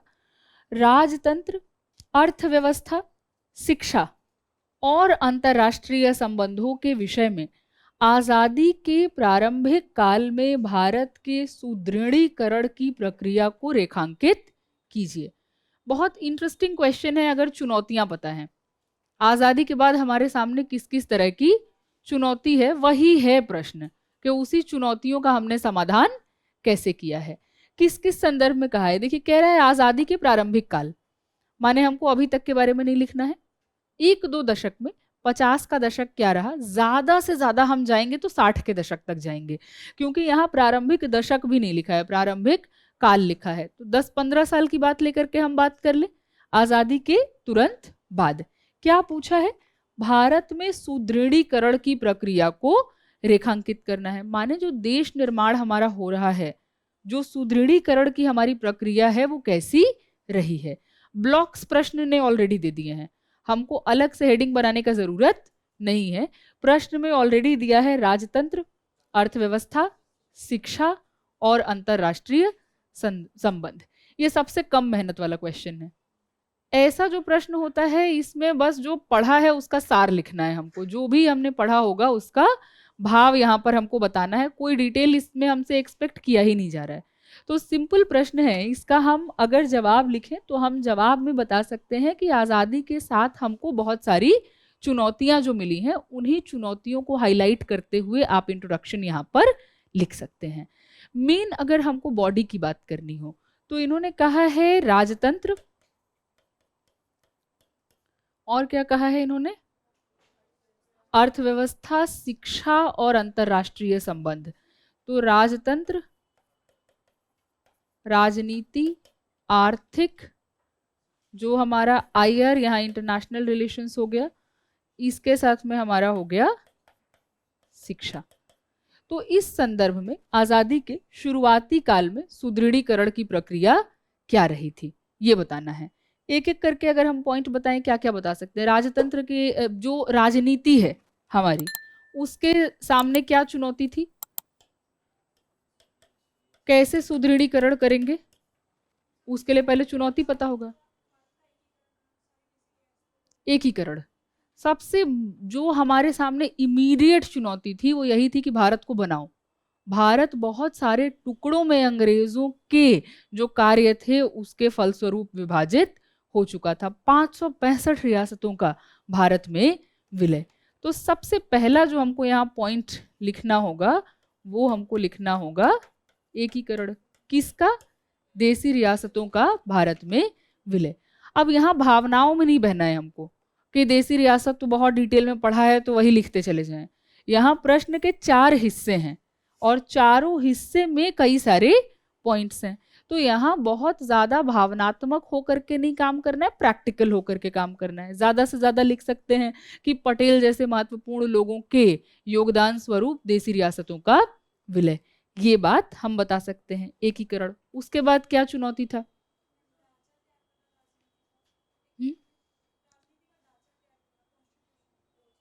तो संविधान निर्माण, लोकतंत्र की सफल स्थापना। यहाँ एकीकरण हमने लिखा है तो इसी से जोड़ करके दूसरा पॉइंट बता दीजिएगा, राज्यों का पुनर्गठन 1956। तो 1956 का जो हम लोग पढ़ते हैं स्टेट रीऑर्गेनाइजेशन एक्ट जो है, उसके बारे में बताते हुए आप बता देंगे कि भाषाई आधार पर राज्यों का पुनर्गठन ये एक महत्वपूर्ण हमारा संगठन में तरीका रहा कि एकीकरण हो गया, फिर हमने राज्यों का किया पुनर्गठन। फिर हम राजनीति में यहां पर बता सकते हैं हमारा संविधान निर्माण, हम बता सकते हैं इधर सफल लोकतंत्र का स्थापना, पहला आम चुनाव 1951-52। तो ये सबसे मेजर चीजें हैं जो हमारे राजनीतिक संगठन के लिए आवश्यक थी। देश कैसा बने, पहले देश बनने के बाद कैसे प्रांत हो हमारे, और जब देश बन गया है तो हम एक तानाशाही ना बन के लोकतंत्र बने, हम राजतंत्र पर वापस ना जा करके लोकतंत्र बने, और उस लोकतंत्र को चलाने के लिए आवश्यक किसी का विष ना होकर के संवैधानिक मूल्य हो। तो ये चीजें हमारे राजनीति में सबसे ज्यादा महत्वपूर्ण पहलू की तरह से हम बता सकते हैं। क्लियर है? ये 4 चीजें हमने एक्सप्लेन कर दी। आर्थिक में क्या बताएंगे? खाद्य सुरक्षा। देखिए आर्थिक में बताएंगे तो यहाँ भी बहुत सारी चीजें हमारी आ सकती हैं। सबसे पहले अगर हम ये कहें कि आर्थिक सामाजिक जो समता है उसको सुनिश्चित कराना, तो लैंड राइट्स देने का बात आएगा यहाँ पर। तो हम यहाँ पर बात कर देंगे आर्थिक सामाजिक समानता, क्योंकि हम सोशलिस्ट प्रिंसिपल पर काम कर रहे थे, हम समाजवादी ढांचे पर काम कर रहे थे, तो ये चीज हमारे लिए बहुत ज्यादा जरूरी होगी। फिर हम कहेंगे कि हमारे आर्थिक ढांचे का विकास। आर्थिक ढांचे के जब हम विकास की बात करेंगे तो इधर हम क्या बता सकते हैं,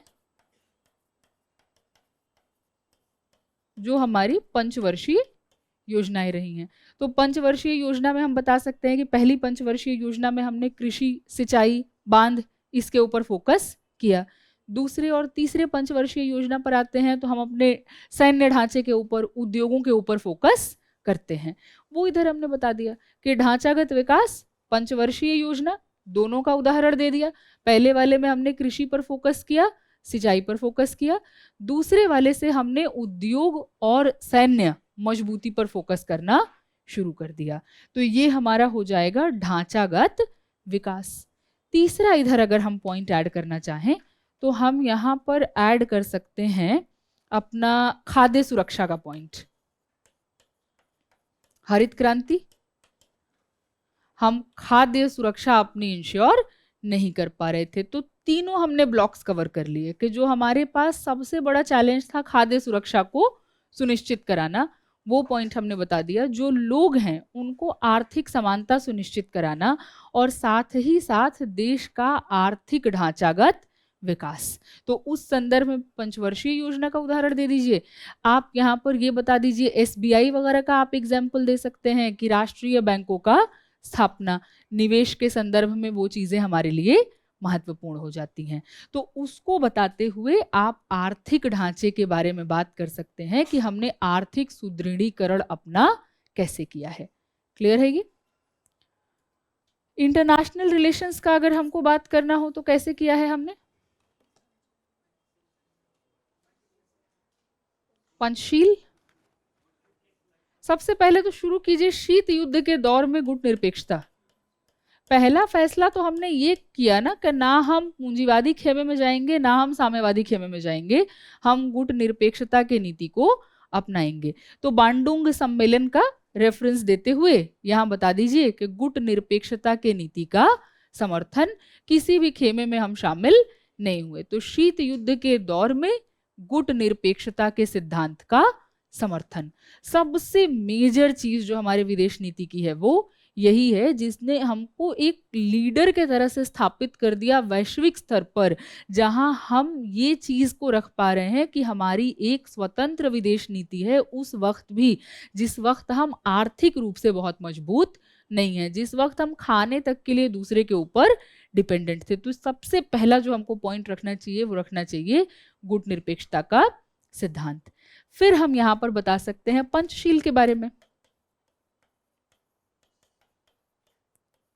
जो हमारे विदेश नीति का हिस्सा रहा है कि स्वयं के संप्रभुता के सम्मान का हम अपेक्षा रखते हैं और दूसरों के संप्रभुता का भी सम्मान करते हैं। तो पंचशील के नीति के बारे में आप यहाँ पर बताएंगे। आक्रामकता का रुख हम किसी के प्रति नहीं अपनाएंगे। इन शब्दों का प्रयोग करना है हमको कि पंचशील की नीति बता रहे हैं तो अनेक अन्य देशों के संप्रभुता का सम्मान, आक्रामकता का रुख नहीं अपनाना, शांतिपूर्ण सह अस्तित्व की भावना, ये सारी चीजें हमारी यहाँ पर पंचशील सिद्धांत के अंतर्गत महत्वपूर्ण हो जाती हैं। तो ये चीज आप यहाँ पर बताइए। इसके साथ हम अपने विदेश नीति में बता सकते हैं कि जो भी गुलाम देश थे, उपनिवेशों के स्वतंत्रता का समर्थन। कोरिया संकट जब हो रहा है, भारत एक लीडर के पोजीशन में वहां पर उभरता है।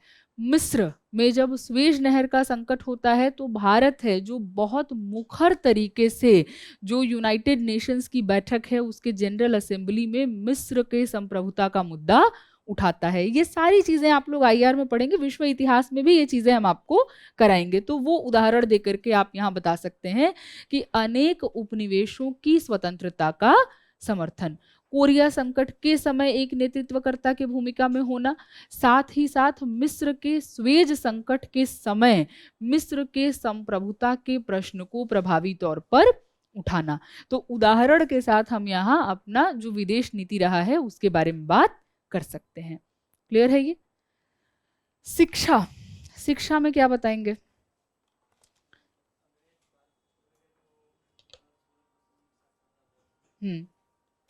तो शुरुआती दौर में क्या किया हमने?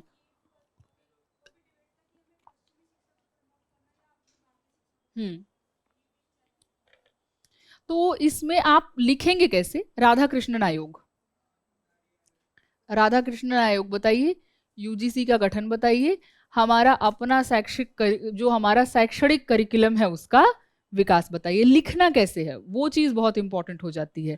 तो जब हम शिक्षा के विकास की बात करेंगे तो हम राधा कृष्णन आयोग के बारे में बता सकते हैं, यूजीसी के स्थापना के बारे में बता सकते हैं। शिक्षा के संदर्भ में जब हम बात करेंगे, अनेक शैक्षणिक संस्थानों का विकास, आईआईटी, एम्स, इस तरह के शैक्षणिक संस्थानों का विकास। तो कई सारे, चाहे आप देखें आईआईटी इंजीनियरिंग से जुड़ा हुआ हो गया, एम्स चिकित्सा से जुड़ा हुआ हो गया, शुरुआती दौर में ही जेएनयू का स्थापना हुआ है, कला से जुड़ा हुआ हो गया। तो ये उदाहरण हम यहाँ पर दे सकते हैं कि किस तरीके से अनेक क्षेत्रों में शैक्षणिक संस्थानों का विकास। जनरली शिक्षा यहाँ पर लोग छोड़ देते हैं, शिक्षा से बहुत बड़े स्तर पर हमारी संस्कृति भी जुड़ी हुई है।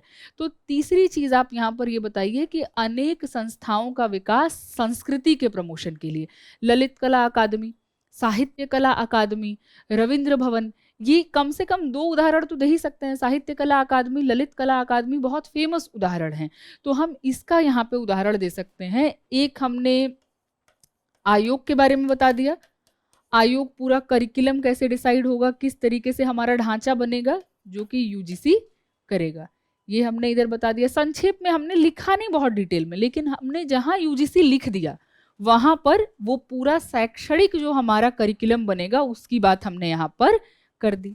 अगला हमने क्या बता दिया यहाँ? संस्थान। तो किसी भी तरह का, चाहे इंजीनियरिंग से जुड़ा हुआ संस्थान है, चिकित्सा से जुड़ा हुआ संस्थान है, कला और साहित्य की पढ़ाई से जुड़ा हुआ संस्थान है, उसका विकास, ये भी आज़ादी के शुरुआती दौर में हो रहा है। तीसरा हमने यहाँ बताया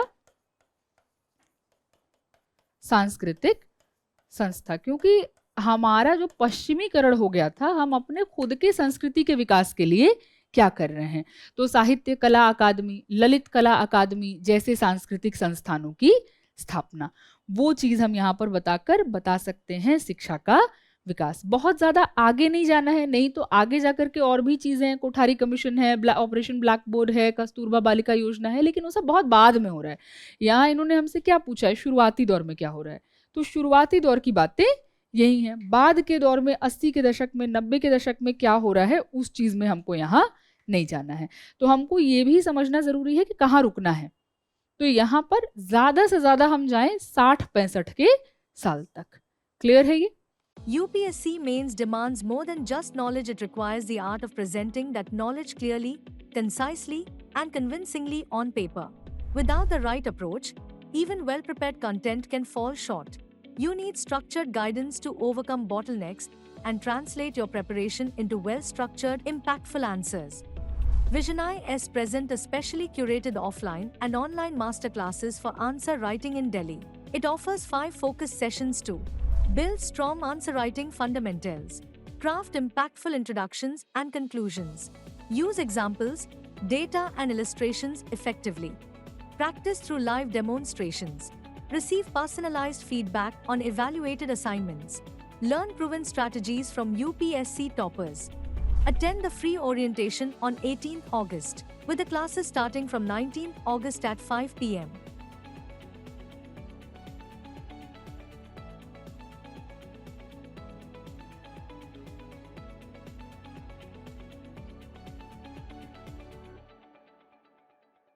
UPSC isn't cleared by just reading books, it's cleared by preparing for every stage with precision and timing.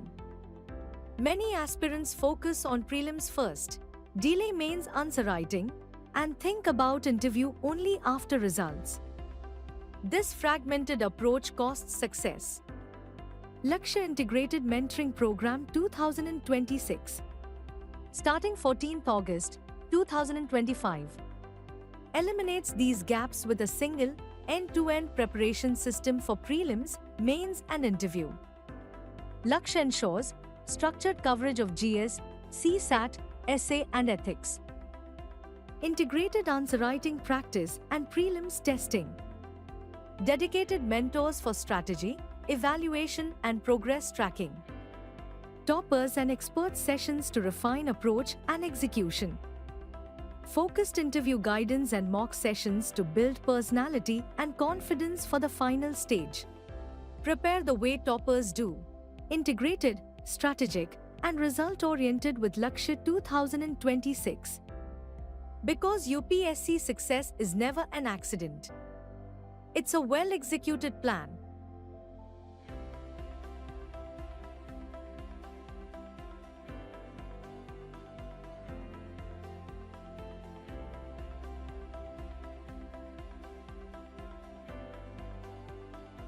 In UPSC CSE, current affairs isn't just important, it's the heartbeat of your preparation. But with news pouring in from every direction, multiple sources, and endless formats, it's easy to feel lost. The real challenge? Knowing what to study and what to skip. That's exactly why Visionai S brings you the monthly Current Affairs Revision Program 2026, starting 23rd August, 2 p.m.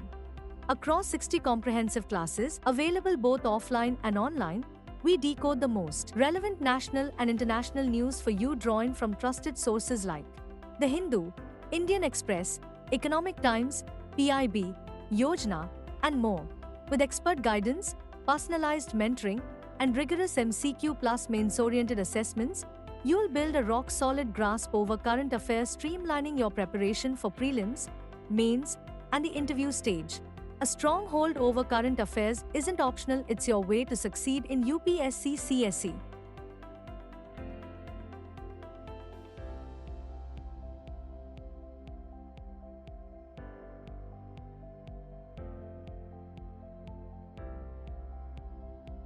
तो ये जो प्रश्न है ये बहुत comprehensive तरीके से आप यहाँ पर सारी चीज़ें बता सकते हैं। कंक्लूड करिए तो इसमें ये चीज़ लिखिए कि जब हम अपने आप को संगठित इन सब लाइनों पे करने का प्रयास कर रहे हैं तो इस दिशा में हम आज भी प्रयासरत हैं, क्योंकि जो भी यहाँ पर चीज़ें दे रखी हैं, ऐसा नहीं है कि हमारे लोकतंत्र को चुनौती नहीं मिली है, चुनौती मिली है, लोकतंत्र फिर भी सफल रहा है।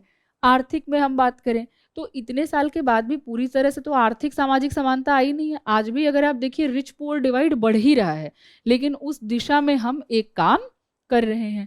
तो इन चीज़ों को हमको ध्यान में रखते हुए बात करना है। जब हम आंसर लिखें तो ये ना दिखे कि कबूतर जैसे मिट्टी में सिर छिपा लेता है बिल्ली को देख के, उस तरह का हमारा हाल है, और ऐसा भी ना दिखे कि हम नीचे बन गए हैं कि भाई ज़िंदगी में सभी खराब है।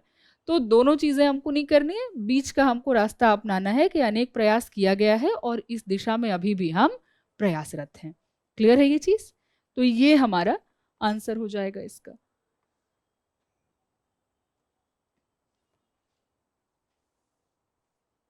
तो सिविल सर्विसेज वाला शायद सोशल इश्यूज में आपका होगा। चलें यहाँ पे आ जाते हैं। हाँ, हो गया ऑलरेडी, ठीक है। समकालीन विश्व के लिए फ्रांसीसी क्रांति की निरंतर प्रासंगिकता है, स्पष्ट कीजिए। यूपीएससी वर्ल्ड हिस्ट्री में एक क्वेश्चन ऑलरेडी पूछ चुका है कि अमेरिकी क्रांति और फ्रांसीसी क्रांति ने किस प्रकार आधुनिक विश्व की आधारशिला रखी है। उसी प्रश्न में से आप देखिए कि अलग तरीके से पूछ लिया है कि समकालीन विश्व के लिए, यहाँ अमेरिकी क्रांति हटा दिया, इन्होंने कहा फ्रांसीसी क्रांति की निरंतर प्रासंगिकता है, कि आज भी फ्रांसीसी क्रांति हमारे लिए प्रासंगिक बनी हुई है। इस चीज को हमको यहाँ पर स्पष्ट करना है। तो प्रभाव पूछा है टेक्निकली कि फ्रांसीसी क्रांति का जो प्रभाव रहा था वैचारिक, उसका वर्तमान में क्या महत्व हमारे लिए रहा है। तो जब भी पढ़ते हैं विश्व इतिहास तो ये चीज करनी चाहिए हमको, कारण पढ़ें और उसका परिणाम पढ़ें। परिणाम समझ में आ जाएगा, महत्व अपने आप हम बता सकते हैं। तो वही चीज यहाँ पर हमसे पूछा है। टिपिकल पीवाईक्यू पर वो पीवाईक्यू को ही उठा करके एक प्रश्न को तोड़ दिया है। 2 हिस्सों में पहले पूछा था, अभी एक हिस्सा पूछ दिया है, शब्दावली थोड़ा सा बदल दिया है। सिर्फ पीवाईक्यूज भी किया होता तो भी हमारा ये प्रश्न हल हो जाता। देखते हैं इसको क्या जवाब लिखेंगे। समकालीन विश्व के लिए, सिर्फ भारत के लिए नहीं है, तो ये चीजें भी शब्दावली में ध्यान रखनी है कि लिखे जा रहे हैं भारत के बारे में। यहाँ पूछा हुआ है हमसे समकालीन विश्व के लिए फ्रांसीसी क्रांति की प्रासंगिकता आज भी बनी हुई है, इस चीज को हमको बता देना है। इंट्रोडक्शन कैसे लिख सकते हैं? फ्रांस की क्रांति 1789, फ्रांस की क्रांति हम बता देंगे अत्यंत क्रांतिकारी है। कैसे? राजतंत्र को उखाड़ फेंकने वाली क्रांति थी। तो इस तरीके से हम यहाँ पर बता सकते हैं कि उस विश्व में जब राजतंत्र इतना महत्वपूर्ण था, राजतंत्र पर ही प्रश्न उठा देने वाली क्रांति है फ्रांसीसी क्रांति। हम यहाँ वो प्रयोग कर सकते हैं जो इनका शब्दावली है कि ये कह रहे हैं इक्वालिटी, समानता के बारे में, समानता, भाईचारा, बंधुत्व, ये शब्द का प्रयोग करके हम लिख सकते हैं कि इस क्रांतिकारी विचार का समर्थन करने वाली क्रांति। तो इस तरीके से हम या तो फ्रांसीसी क्रांति की विशेषता को बताते हुए बता दें अपना इंट्रोडक्शन, या फ्रांसीसी क्रांति का कालक्रम बताते हुए बेसिक एक इंट्रोडक्शन यहाँ पर लिख लें। दोनों में से आपको जो तरीका यहाँ पर अपनाना हो उसको अपना करके आप फ्रांसीसी क्रांति से संबंधित इंट्रोडक्शन लिख लें। अब हमें बताना क्या है कि फ्रांसीसी क्रांति का आज भी विश्व के लिए क्या महत्व है। फ्रांसीसी क्रांति के विचार थे क्या?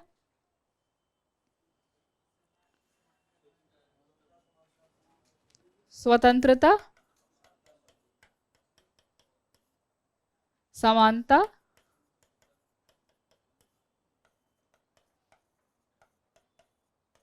बंधुत्व। अगर हम उनका वही ले लें जो कोटेशन है उनका, उसी को अगर हम थोड़ा सा और इलाबोरेट करें तो अगर हम स्वतंत्रता की बात कर रहे हैं तो फ्रांसीसी क्रांति क्या कहती है? सामंतवाद खत्म करने की बात करती है। आधुनिक विश्व में जहां पर हम सामंतवाद को अवधारणा के तौर पर नहीं भी देखें कि मौजूद है, भले ही इलीगल हो, व्यवहारिकता में आज भी बनी हुई है कि जो पूरी सामंती प्रवृत्ति है, चाहे वैश्विक स्तर पे, वो कहते हैं ना जिसकी लाठी उसकी भैंस, तो चल तो वही रहा है। तो अगर हम वर्तमान समय में भी बात करें तो फ्रांसीसी क्रांति का जो ये विचार था, सामंतवादी विचारधारा पर प्रश्न उठाना, आज भी प्रासंगिक है। हम स्वतंत्रता की बात कर रहे हैं, कोई भी किसी पे भी आक्रमण कर दे रहा है, कहीं भी जाके कब्जा कर ले रहा है, तो यहाँ अगर हमको बात करना हुआ स्वतंत्रता का, तो किसी के संप्रभुता का सम्मान। कोई भी करंट एग्जाम्पल यहाँ पर डाल दीजिए, जिसका भी युद्ध चल रहा है, जहां पर भी किसी न किसी के संप्रभुता पर प्रश्न उठाया हो, तो समकालीन विश्व के लिए आपका प्रासंगिकता यहाँ पर क्लियर हो जाएगा। जब हम स्वतंत्रता शब्द का प्रयोग करते हैं, तो स्वतंत्रता शब्द में जो व्यक्तिगत हमारी स्वतंत्रता है वो बहुत ज्यादा मायने रखती है। अब देखिए यहाँ पूछा है हमसे विचारों का महत्व, जब हम उदाहरण देंगे तो उसमें विचार का महत्व दिखाई देना चाहिए। जरूरी नहीं है कि फ्रांसीसी क्रांति भी सेम वही बात कर रही हो, उसके लिए लिबर्टी का आइडिया अलग हो सकता है अगर हम आज के दृष्टिकोण से देखें। व्यक्तिगत स्वतंत्रता की हम बात अगर करें, बहुत करंट एग्जाम्पल अगर हमको विश्व से देना हो, यूएसए ये कह रहा है कि स्टेट बताएगा कि हम अबॉर्शन कर सकते हैं कि नहीं, तो एक स्त्री का उसके ही बॉडी पे राइट नहीं है कि वो अपने ही लिए फैसला ले सकती है कि नहीं। इससे बड़ा क्वेश्चन लिबर्टी पे क्या होगा जब हम आधुनिक विश्व की बात कर रहे हैं। तो इस तरह के उदाहरण अगर हम दे रहे हैं तो हम आधुनिक विश्व के साथ जोड़ करके उसको बता सकते हैं, और हम यहाँ पे एक बहुत बैलेंस्ड आंसर लिख सकते हैं कि भारत का भी हमने उदाहरण लिख दिया। अगर हम स्वाधीनता के संदर्भ में बात करें, रशिया यूक्रेन का आप बात कर सकते हैं, गाजा का आप यहाँ पे बात कर सकते हैं, लेकिन लिखना निष्पक्षता से है। ये नहीं करना है कि हम किसी का पक्ष वहां पर लेने लग गए। हमारे उदाहरण बहुत निष्पक्ष दिखने चाहिए कि हम जो बात कर रहे हैं हम विचार से जोड़ करके बात कर रहे हैं। राजनीतिक जटिलता हो सकती है, सामाजिक जटिलता हो सकती है, किसी का मानव अधिकार का आर्ग्यूमेंट हो सकता है, वो सब बहुत अलग चीजें हैं। हम जो उदाहरण दे रहे हैं हम विचार से जोड़ करके उदाहरण दे रहे हैं, तो ये चीज हम यहाँ पर बता देंगे। व्यक्तिगत स्वतंत्रता का यूएसए वाला एग्जाम्पल जोड़ करके बता दीजिए, उससे हम यहाँ चर्चा कर सकते हैं। व्यवहारिकता में अगर आपको और ऐसा उदाहरण देना है जो थोड़ा कंट्रोवर्शियल ना हो, खैर कंट्रोवर्शियल तो ये भी नहीं है, लेकिन अगर आपको और भी ज्यादा न्यूट्रल एग्जाम्पल देना है, व्यवहारिकता में बंधुआ मजदूरी का उपस्थिति। बंधुआ मजदूरी लीगल नहीं है, लेकिन व्यवहारिकता में आज भी इसका उपस्थिति बहुत सारे जगहों पर मौजूद है।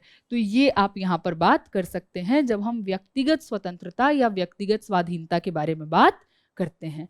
तो यहाँ से हमारे कई सारे पॉइंट्स निकल गए। फ्रांसीसी क्रांति क्या कह रही थी? दासता को समाप्त करना है। अगेन स्वाधीनता के बारे में, एक व्यक्ति का अपने खुद के ऊपर अधिकार के बारे में बात कर रहा है, वो चीज हम यहाँ पर बता सकते हैं। समानता के बारे में बात करती है फ्रांसीसी क्रांति। फ्रांसीसी क्रांति में लिखित संविधान का अवधारणा आ रहा है, तो संवैधानिक मूल्यों के बारे में बात करती है। इसके महत्व को हम आज से जोड़ करके बता सकते हैं कि संवैधानिक मूल्यों के आधार पर राज्य का संचालन कितना आवश्यक है। हर किसी के लिए मतदान के अधिकार की बात कर रहे हैं ये, तो इस चीज की हम यहाँ पर बात कर सकते हैं कि सार्वभौमिक वयस्क मताधिकार, इस चीज के संदर्भ में हम बात कर सकते हैं। कई सारे आप देखें देशों में, खास करके ये मॉरिशस, फिजी, इस तरह के जो देश हैं, वहाँ पे दो तरह के सिटीजनशिप का आइडिया है। एक जो आए बंधुआ मजदूर, उनको अलग तरीके से ट्रीट करते हैं, और जो वहाँ के मूल निवासी थे उनको अलग तरीके से ट्रीट करते हैं। तो करंट के इन एग्जाम्पल्स के साथ में आप जोड़ करके बता सकते हैं कि संवैधानिक मूल्य कैसे सबके लिए समान होना आवश्यक है। तो ये आप यहाँ पर पॉइंट को बता सकते हैं। बंधुत्व का भावना, हर जगह हर कोई युद्ध लड़ रहा है। हम यहाँ पर क्या बात कर रहे हैं? जब हम बंधुत्व के विचार की बात कर रहे हैं तो हम एक तरीके से, जो कहीं ना कहीं हमारे खुद के देश का भी आइडिया रहा है, वसुधैव कुटुंबकम, तो उसके साथ में हम बंधुत्व के विचार को जोड़ करके बता सकते हैं। ये भी फ्रांसीसी क्रांति का एक बहुत बड़ा महत्व होगा। फ्रांसीसी क्रांति जो है, जब समानता की बात करती है तो कानून के समक्ष समानता की बात करती है। कि कानून के पहले क्या होता था कि किसी व्यक्ति का क्या पहचान है, उसके आधार पर उसको सजा दिया जाता था। कि अगर आप ऊंचे तबके से बिलोंग करते हैं तो भाई कोई खास समस्या नहीं है। फ्रांसीसी क्रांति है जो कहती है कानून के समक्ष समानता। फ्रांसीसी क्रांति है जो कहती है संहिताबद्ध कानून, कि कानून कल राजा कह देगा तो नहीं बदल जाएगा, कानून संहिताबद्ध होगा और सभी कानून के समक्ष समान होंगे। तो इन पॉइंटर्स के बारे में हम बात कर सकते हैं कि वर्तमान में भी इसका बहुत ज़्यादा रेलेवेंस है। तो आप थोड़े बहुत यहाँ एग्जाम्पल्स दे सकते हैं, बगैर हमको यहाँ नाम नहीं लिखना है किसी का, लेकिन हम ये चीज़ लिख सकते हैं, ये तो बहुत बेसिक चीज़ है जो हम लिख सकते हैं, जिसके पास आज भी शक्ति है वो कानून को अपने पक्ष में मोल्ड करने की बात करता है।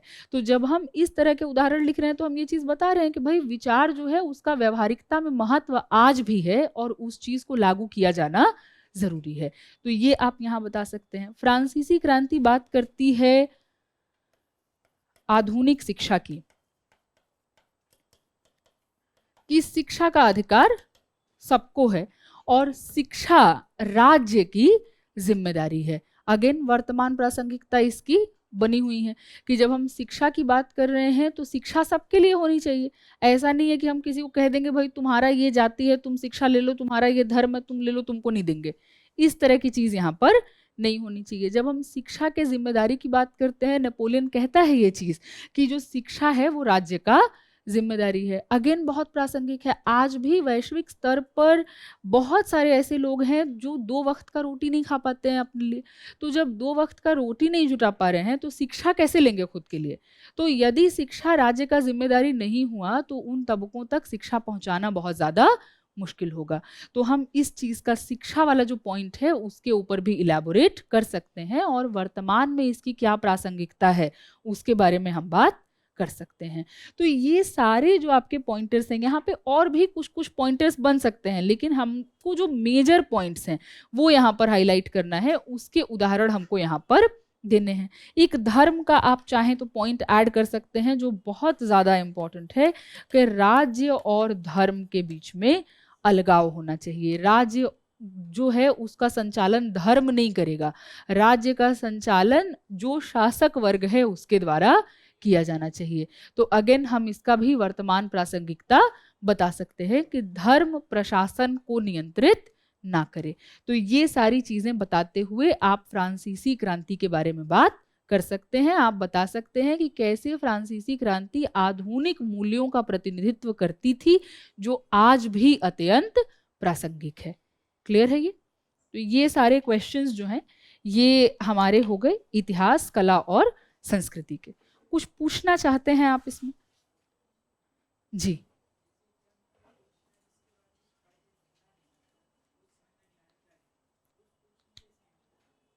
कोई ऐसा प्रश्न है जो समझ नहीं आ रहा है कि कैसे लिखें?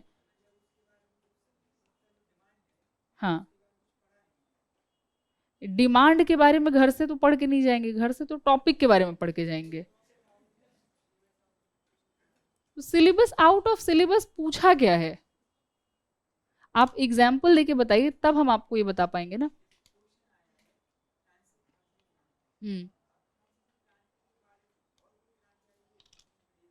तो विश्व इतिहास में क्यों नहीं पढ़ा? पहला क्वेश्चन तो यही है ना। यूपीएससी आपसे ये कह दे ग्रीस में स्वतंत्रता आंदोलन के बारे में बताओ, तो उसको हम कहेंगे अनएक्सपेक्टेड क्वेश्चन है कि भाई 1929 में ग्रीस में क्या हुआ ये जानना आपकी जिम्मेदारी नहीं है। फ्रांसीसी क्रांति यूपीएससी ने ऑलरेडी पूछी हुई है, हमने फिर भी नहीं पढ़ा, फिर तो हमारा दिक्कत है ना। सिलेबस में मेंशन्ड है तो वो तो हमारा दिक्कत है। वो अनएक्सपेक्टेड कैसे हुआ? आप ये कह रहे हैं कि हम विश्व इतिहास छोड़ के चले जाएं और फिर भी सवाल लिखाएं, ये पूछना चाह रहे हैं क्या? ये तो फिर बहुत दिक्कतदायी बात है, ये तो कोई नहीं बता सकता है। सिलेबस छोड़ के चले जाएंगे तो कैसे लिखेंगे? बंधुत्व में बात करेंगे, भाईचारे की भावना जो कहीं ना कहीं वसुधैव कुटुंबकम का आइडिया रहा है। देखिए आप जो कह रहे हैं, आप ऐसा शॉर्टकट खोज रहे हैं जिसमें आपको पढ़ना ना पड़े, एक ऐसी परीक्षा के लिए जिसमें पढ़ना बहुत जरूरी है। तो ये तो नहीं कर सकते हैं। ये कर सकते हैं कि हाँ कहाँ से पढ़ें। तो हम ये आपको कह सकते हैं कि विश्व इतिहास के लिए किताब मत पढ़ो, विश्व इतिहास के लिए नोट्स पर रिलाई कीजिए आप, क्योंकि इस हिस्से से लगातार प्रश्न भी नहीं आते हैं, बहुत ज़्यादा प्रश्न भी नहीं आते हैं। जो PYQs हैं उसको हल कीजिए, तो उससे आपका काम हो जाएगा। लेकिन आप ये कहें कि पढ़े ही ना, तो फिर तो नहीं हो पाएगा, हम थोड़ी पेपर लिखेंगे आपका। बताइए और कोई क्वेश्चन है?